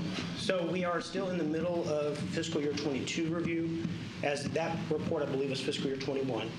We will start fiscal year 23 very shortly. But during the fiscal year 22, we have those timeliness of deposits or the revenue commissions has been fixed. And so we do not see any issues in the fiscal year 22 piece. And I think we may have had some other questions before I got in here that I'm not aware of. Related to the roles and permissions? Oh, roles and permissions. As of the fiscal year 22 audit, that has not been corrected yet. Okay, thank you. Hold on, I have a third. It's in your audit report. So controls over commissary inventory are not adequate. Since fiscal year 2014, we have reported, the auditor's office, that controls over inventory are lacking. As of September 2021, commissary inventory totaled approximately $114,200. During the auditor's review, they selected 15 items recorded in the sheriff's commissary inventory and observed that 5 out of the 15 items did not match the quantities recorded in SAP. Documentation supporting the chain of custody for inventory transferred to and received by the jail locations does not exist. Since there is no documented standardized procedures or independent management oversight of inventory, a risk for theft and loss exists. Specifically, inventory inventory items can be easily stolen and recorded in SAP as an expense. The recommendation the auditor's office had, as previously recommended, I guess because this has been a problem since fiscal year 2014, transfer to jails should be clearly documented by a material order. At least weekly material orders should be entered into SAP. The warehouse manager should also implement procedures to document the transfer and receipt of inventory. We also recommend that management document procedures related to inventory purchased with commissary funds. Furthermore, these procedures should also include periodically testing the inventory balances recorded in SAP by management other than the warehouse manager. Yes, ma'am. And since we reported that to Commissioners Court a few months back, I've worked with Chief Eckert. He's taken great steps to improve that process, and as during the fiscal year 22 audit, all those have been rectified. Okay. And I would say there was a number of turnover through that department, and they've had some issues over the years. But here, after this fiscal year 22 audit, it's looking much cleaner. Okay. Before I would vote to approve this, I really want us to table this until we get some definite a definite report from the Sheriff's Department and your office that all of these, this is a lot to me. And I don't see giving a contract to a company in which we continue to have these major issues. And some of that's on the Sheriff's Office, I get it, but there were other proposers, right? So maybe we look at the number 2, I'm not sure, but today, I would hope court members would want to table this until we get a full report on whether or not all of this was cured and if all of these processes are in place. This is money we're losing, just poor processes all the way around. And so I'm not comfortable voting to approve giving this same firm this contract to just kind of treat us however they want to. Yes. They'll implement it if they want to, or they won't. The only thing I would add to that is that our review is not based on the vendor, it's based on the sheriff's operations. Yes. So we do not speak to the vendor's operations, just what the sheriff has in place from a control standpoint. In as much as the vendor is the current vendor and will continue to serve until we sort this contract out, I don't see any damage being done by tabling this until we have answers about the compliance issues. So when it comes to compliance issues, we're talking about an audit about best practices. We're not talking about failing to comply with any laws or government rules. Is that accurate? It's a combination of both. So there are statutory obligations in there and contractual obligations that we look at. But what laws are not being followed? In terms of laws, I'd have to get back with you on that. We do look at it from all standpoints, though. So statutorily and contract-based. So this is primarily a contract audit when it comes to what Keith is supposed to be providing to the sheriff. Okay. Do you have something you want to add? I do.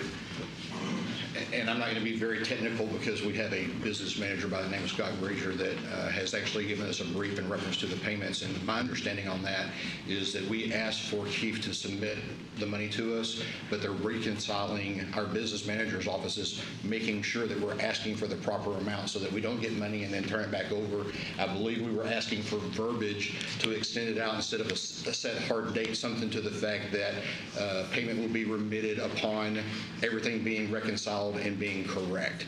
So again, I don't believe this was a vendor issue on not making the payment. I believe it's the fact that we were ensuring that they were giving us the correct amount of money, and it was more important to get that correct than it was when they were giving us the money. So, yeah, absolutely, it's more internal. But again, since February, these doesn't sound like everything has been fixed, and these have been issues that have been around since FY 2014 and FY 2018. So, well, everything that you're referring, we need a full accounting and report, and I appreciate what you're saying today, but we need to look at how it's been cured. I want to say just a couple of things to follow up on what Matt and the good chief had to say is that's absolutely true. We had all the money before the contractor got it, and we reconciled our books, and then we billed them. That's a matter of changing the contract to fit what the real process is. The second process on the inventory into the warehouse, when it first comes into the inventory, we are absolutely accounting for that. What the auditors started asking for in 2014, it's happened forever, by the way, was, hey, we want to know where that stuff goes out of the warehouse. For instance, you guys have multiple offices. If a case of paper comes into one office and you lend it to another office, you're probably not going to SAP and recording that. So we were bringing in stuff, and it was going and being accounted for into the facilities, but it wasn't formally being accounted for. We've agreed that we will start saying this is a facility. The biggest concern that we had was, okay, we send it to the Kern County Correction Facility, and we've got a roll of toilet paper here. How far do we go? Do we go to the floor? Do the inmate? How many receipts do we get? So those are things that we have worked out with the auditor. I believe, well, there's no evidence since 2014 that this has been going on, that there has been any illegal theft or anything like that. There's absolutely zero evidence of that. So it's just procedural inside in a change of the contract that we need to do to reflect our real processes. All right, we do have a motion and a second. Do we have any other discussion, comments, or questions on this item? All right, seeing none, please cast your vote. Everybody in? Okay, passes 3-2. That was item K2, I believe. Yes. Item K3. This is a bid award for 350 West Belknap generator and automatic transfer switch replacement for facilities management, awarding to Texas Municipal and Industrial, a division of Texan Electric Company. We're asking for contract approval and acceptance of the payment and the payment bond. I'm sorry.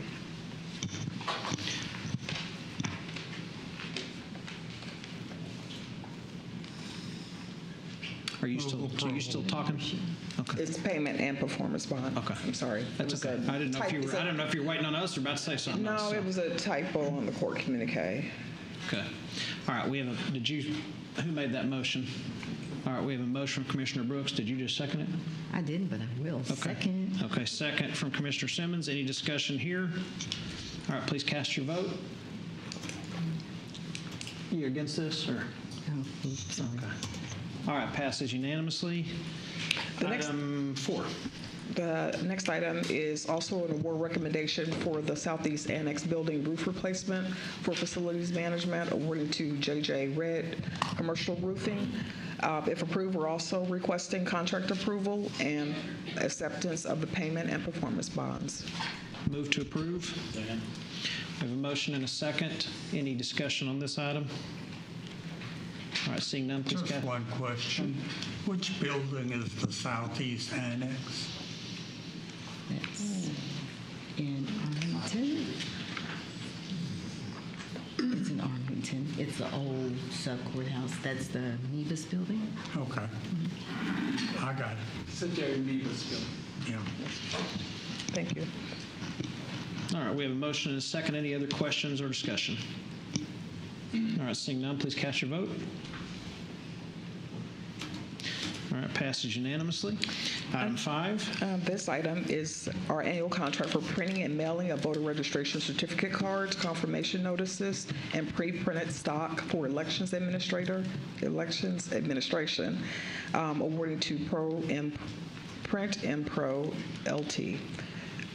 Move approval. All right, we have a motion and a second. Any discussion here? All right, please cast your vote. All right, passes unanimously. Item 6. This is our annual contract for prisoner extradition services for the Sheriff's Office, awarding to U.S. Corrections, LLC. Move approval. Second. All right, we have a motion and a second to approve item 6. Any discussion there? All right, please cast your vote. Passes unanimously. Item 7. The next item is an item that was in your red folder regarding the purchase of new and used trucks and SUVs for the Sheriff's Auto Crimes Task Force, awarding to the various vendors listed per unit price. Move approval. Second. All right, we have a motion and a second. Any discussion there? All right, please cast your vote. Passes unanimously. Item 8. This item is a contract for purchase of retirement watches for human resources. We're requesting approval of contract termination with J. Brandt Recognition. And the reason why we're terminating is because we just awarded the contract to combine watches and service pins together, and J. Brandt couldn't extend the contract. So we do have a replacement. Yes, we do. Move approval. Second. All right, we have a motion and a second to approve this item. Any discussion? All right, seeing none, please cast your vote. All right, passes unanimously. Next up is item 9. Approval of invoice payment for pre-assembled plaques for JPA to present a plaque. Move approval. Second.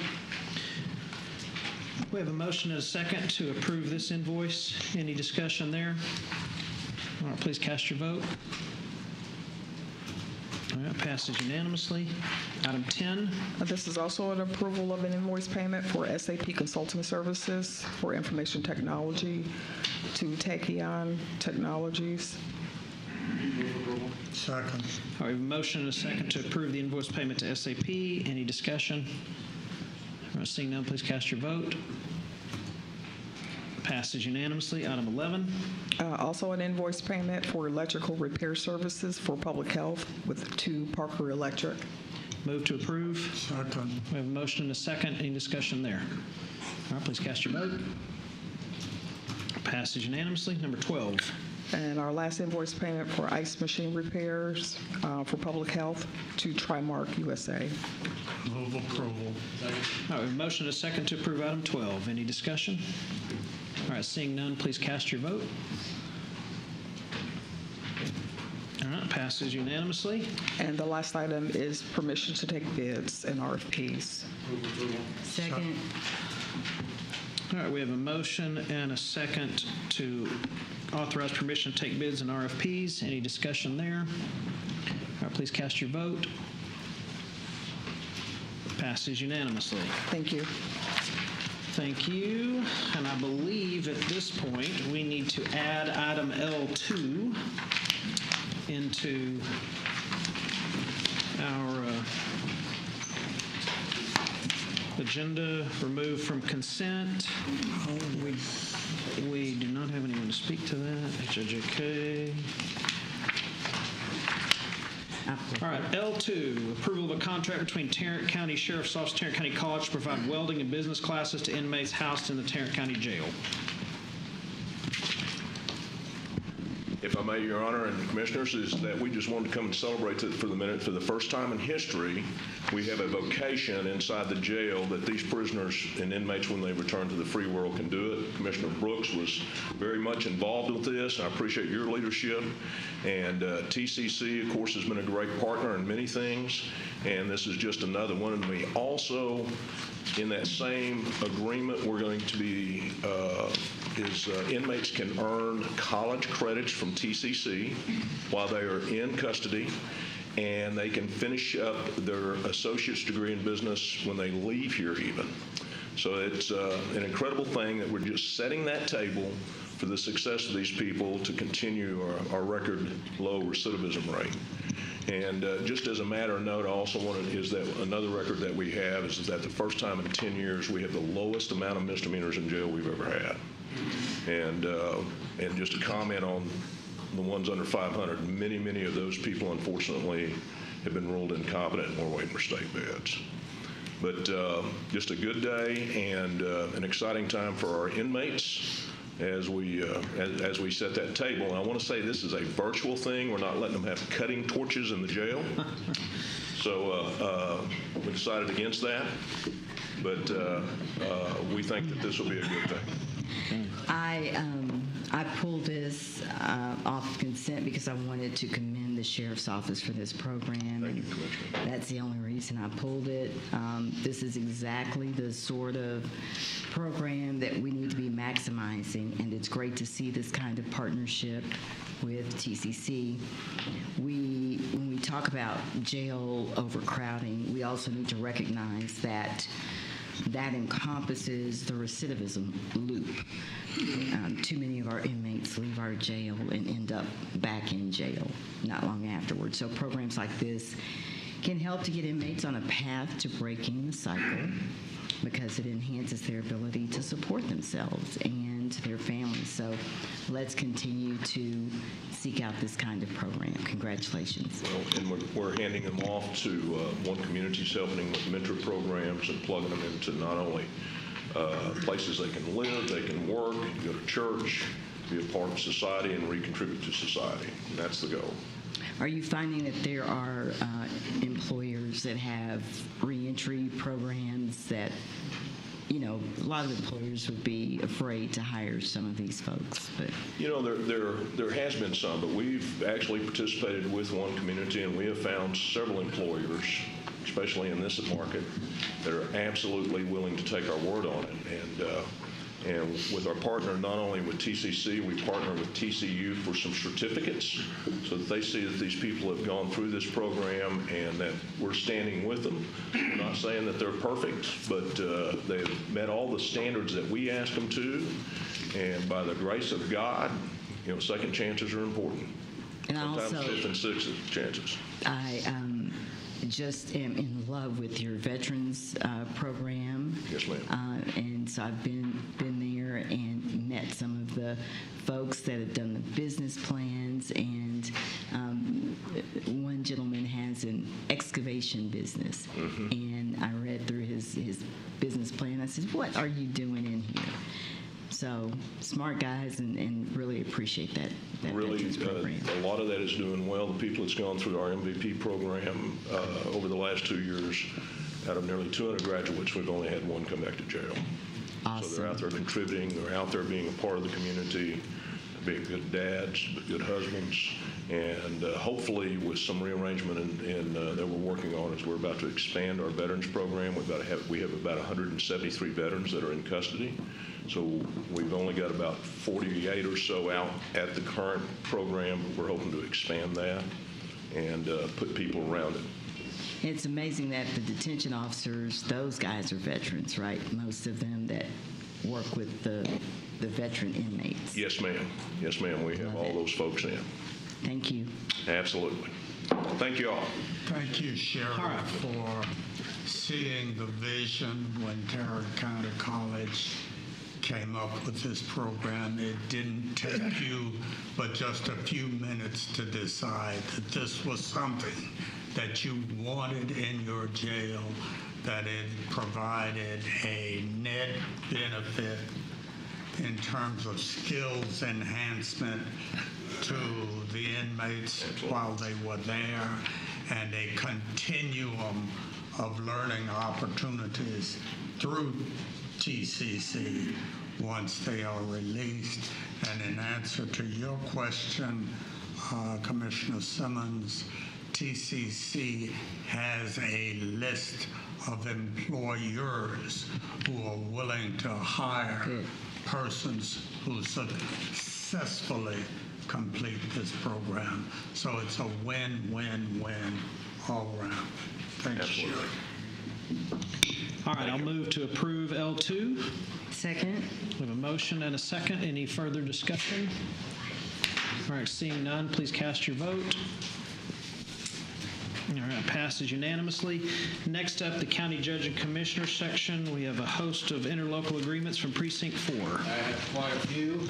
I would move for approval of O1, A through L to assist the cities of Hazel, Saginaw, Lake Worth, Oakland Bay, and Virginia. Second. All right, we have a motion and a second to approve O1, A through L. Any discussion there? All right, seeing none, please cast your votes. Passes unanimously. Next up, we have appointments to various boards and commissions. I have a resignation on one of my spots on the Historical Commission. I'd make a motion to nominate Zachary Kate to fill the vacancy left by Seth Morrow. Second. All right, we have a motion and a second there. Any discussion? Please cast your vote. All right, passes unanimously. Any other appointments or motions to be made? All right, seeing none, do we have any bonds or certificates of self-insurance? We do not. Okay. Next up is claims and addendum. Move approval of the claims included in the addendum. Second. All right, we have a motion and a second to approve the claims and the addendum. Any discussion there? All right, please cast your vote. Passes unanimously. Next up, we have a briefing regarding the Tarrant County Domestic Violence Fatality Review Report.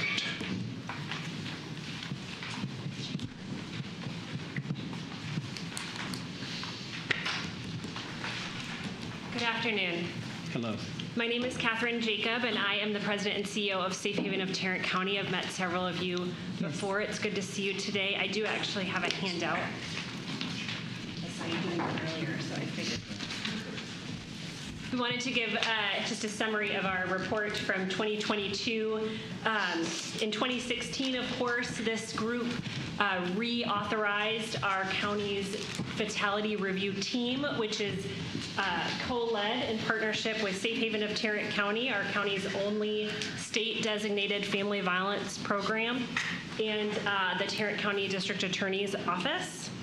And we have 9 contributors that work on this team with us. You can see a list of them in the report. In 2022, we had 7 domestic violence homicides or intimate partner homicides. You can read about the details of those and the trends of those victims in the report. I think there were 2 kind of important trends over the course of the year since 2016. The first is that the numbers are generally going down. That is very intentional with the partners who are in this group. And then I think the other trend that's very important to note is that most homicides occur after the victim has ended the relationship. So we always kind of hear about why doesn't a victim just leave, but that's actually a quite dangerous thing for a victim to do. And so most of the time violence increases in the 3 months that follow her ending the relationship. And as this report concludes and validates, that is when most of the homicides tend to happen.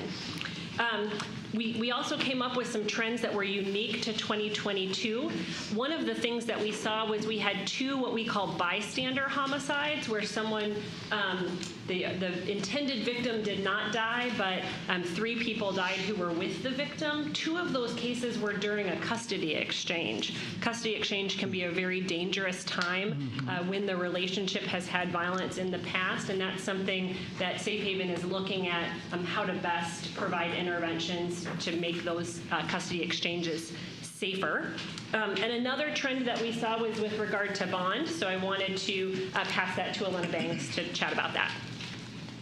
Good afternoon. I'm Elena Bangs. I'm a deputy criminal chief over at the District Attorney's Office. I work for Judge Sorrells. And we, as Catherine mentioned, we co-lead the Fatality Review Team.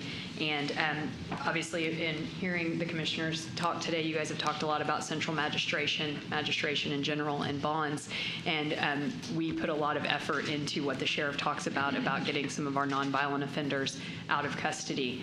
However, when we talk about domestic violence offenders, it's a little bit different of a situation.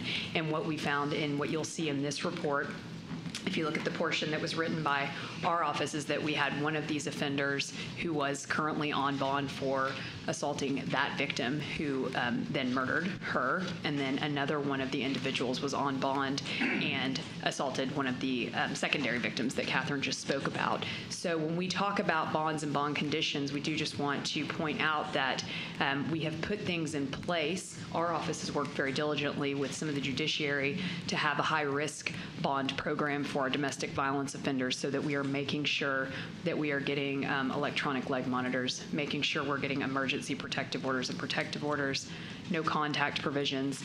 The importance of having those in place is that if you violate them, it is a chargeable offense. And the importance of that is it's a very limited circumstance where if you do violate that, we can hold you with no bond. And so while we talk about misdemeanor offenses and lower level crimes and letting people out of jail, assault family violence is a misdemeanor offense, but it's also very violent. And what we know about recidivism and family violence is that it might not be the first time just because it's a misdemeanor. So we work very closely with our multidisciplinary partners and our courts to make sure that we are holding those offenders accountable.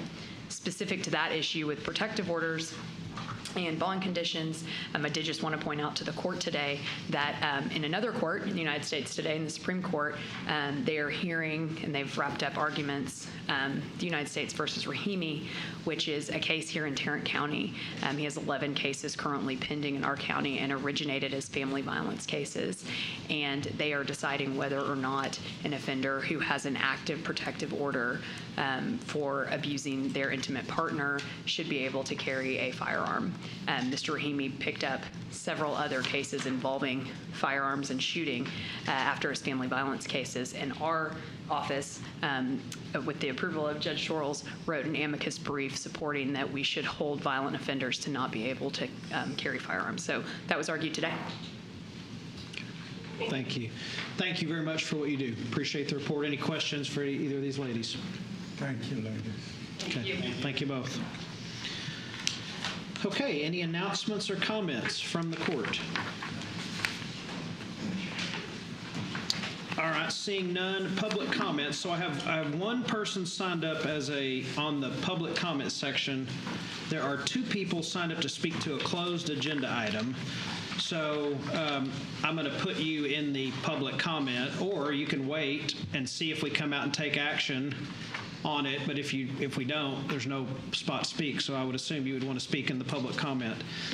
So the first person that I have is Nan Terry. Where did the other ones go? Oh, here they are.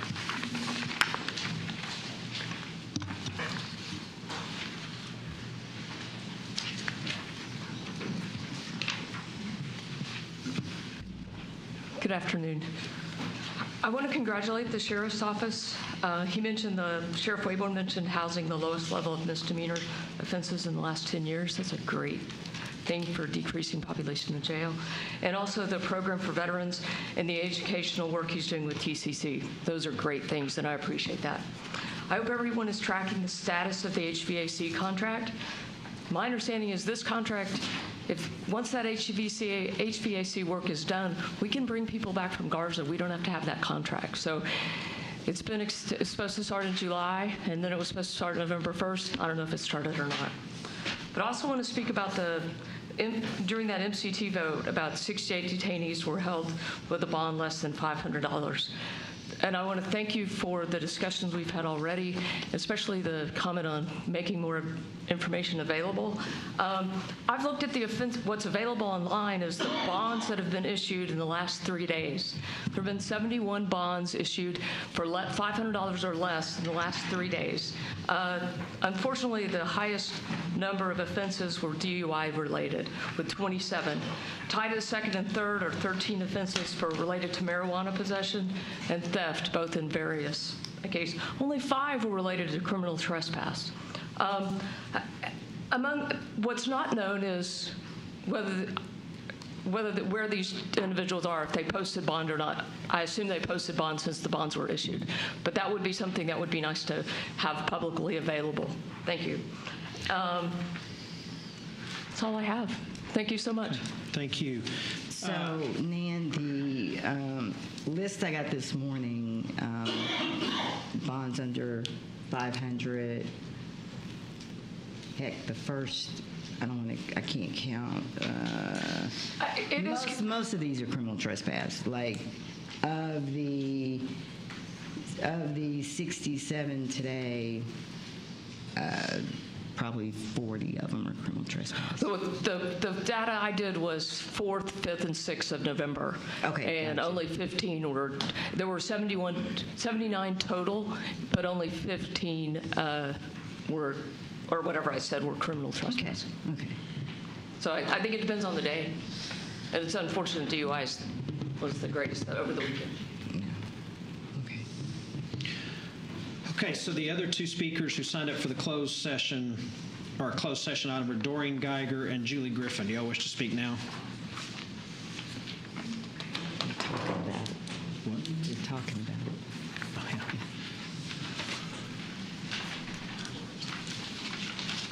Good afternoon, good afternoon. Before I get to my prepared remarks, I just wanted to say. Excuse me, Ms. Yes. Could you point that mic at your mouth? Okay, is that better? Is that better? Okay. In this chest beats a conservative heart, and I'd like to talk a little bit about accountability. When one group is demanded accountability and then another group is not, well, the edifice is broken. Let me repeat, the edifice is broken, and when the edifice is broken, it kind of means that lawlessness is okay, and that deeply concerns me, as I know it should concern you all. So I sincerely hope that you all do everything in your power to rectify the injustices suffered by Mr. Rodriguez later. You might even use your discussion as an opportunity to seriously consider profound changes in jail administration and culture. It is chilling that the jailers who savagely beat Corey Rodriguez considered their action a normal thing in the jail unit that houses mentally ill patients. Then the district attorney dismissed the criminal charges against the jailers. It's that dismissal effectively vindicates the jailers' excuses for unbridled violence against those in their care. It ratifies a culture of indifference and inhumanity. It means no one is accountable. Again, it means the edifice is broken. Again, on the edifice being broken, people watch, people know, people get this. It suggests the criminal legal system is ruled by the culture of we protect our own at the expense of justice and, again, accountability. Yes. The law can't be a deterrent to brutality by detention officers if the Tarrant County District Attorney refuses to enforce it. Whatever you do in closed session today regarding Mr. Rodriguez, and I hope it is for justice, remember you are owning what happened and what continues to happen in our jail and by our county, and it calls for deep, deep change. And again, I wanted to reiterate what Ms. Terry said about the HVAC construction. We don't see cranes or construction crews. We were told July and then November 1st, and we were wondering what is happening with that. Might the county light a fire under the contractor or discover and remedy the cause of the delay so we can bring our people home to Tarrant County from faraway Garza County? I was going to speak about this issue, but you already have had a long conversation, and I want to second the request of Ms. Cox and the commissioners for reform and magistration. And Thank you. Your time is up. Okay. Thank you very much. Thank you. All right, Ms. Geiger.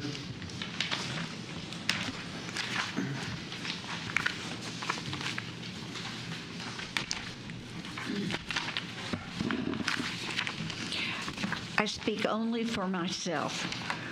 Jailer Reginald Lowe slammed inmate Corey Rodriguez into a concrete bunk and beat him, leaving him with 5 to 10 broken ribs, a broken cheekbone, a collapsed lung, and internal bleeding.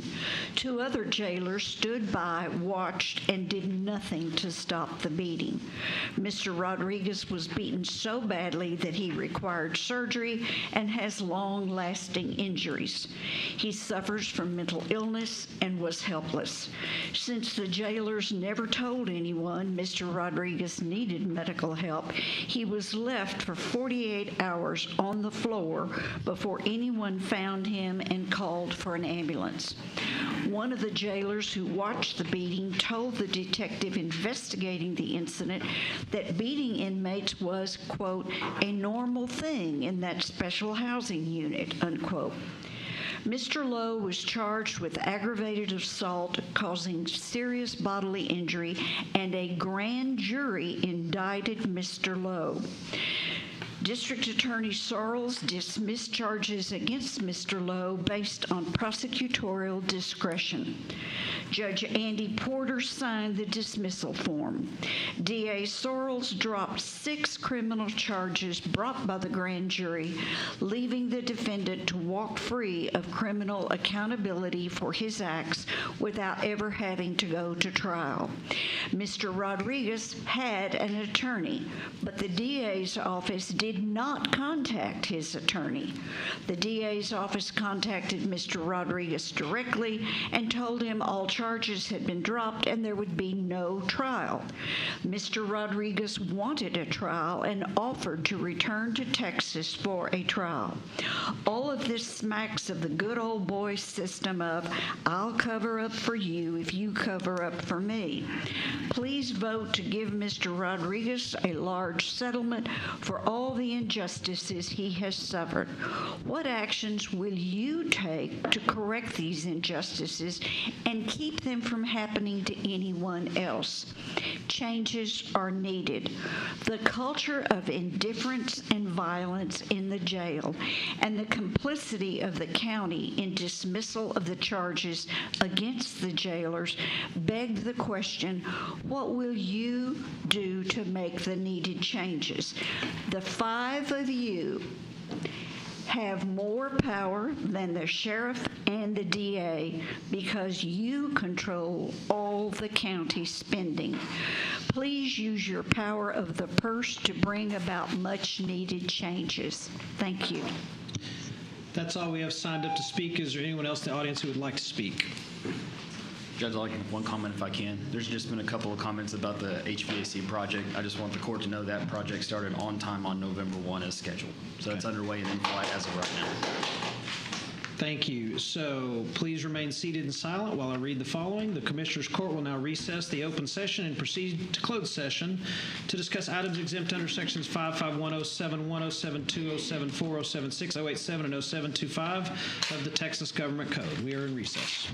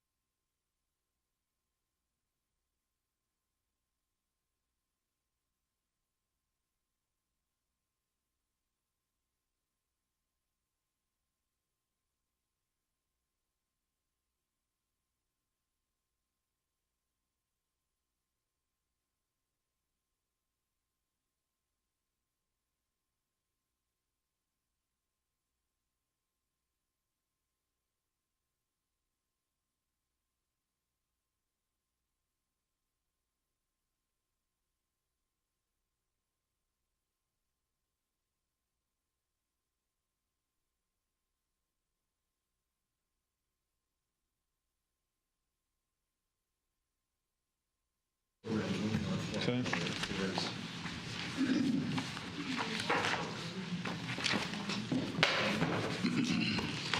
Still can't find it. No. Yes, H2. There we go. Okay. All right, we are back from executive session. There's only one item to address after executive session. That is the item posted on the agenda H2, which is approval of an exception of the civil service rules for vacation accrual rate for the new county administrator. I will make a motion to allow our county administrator to begin accruing 20 days per year, retroactive to October 1st. Do we have a second? Second. We have a second. Any discussion there? All right, please cast your vote. All right, that passes unanimously. I will entertain a motion to adjourn. So moved. Second. Motion and a second. Please cast your vote. Passes unanimously. We are adjourned.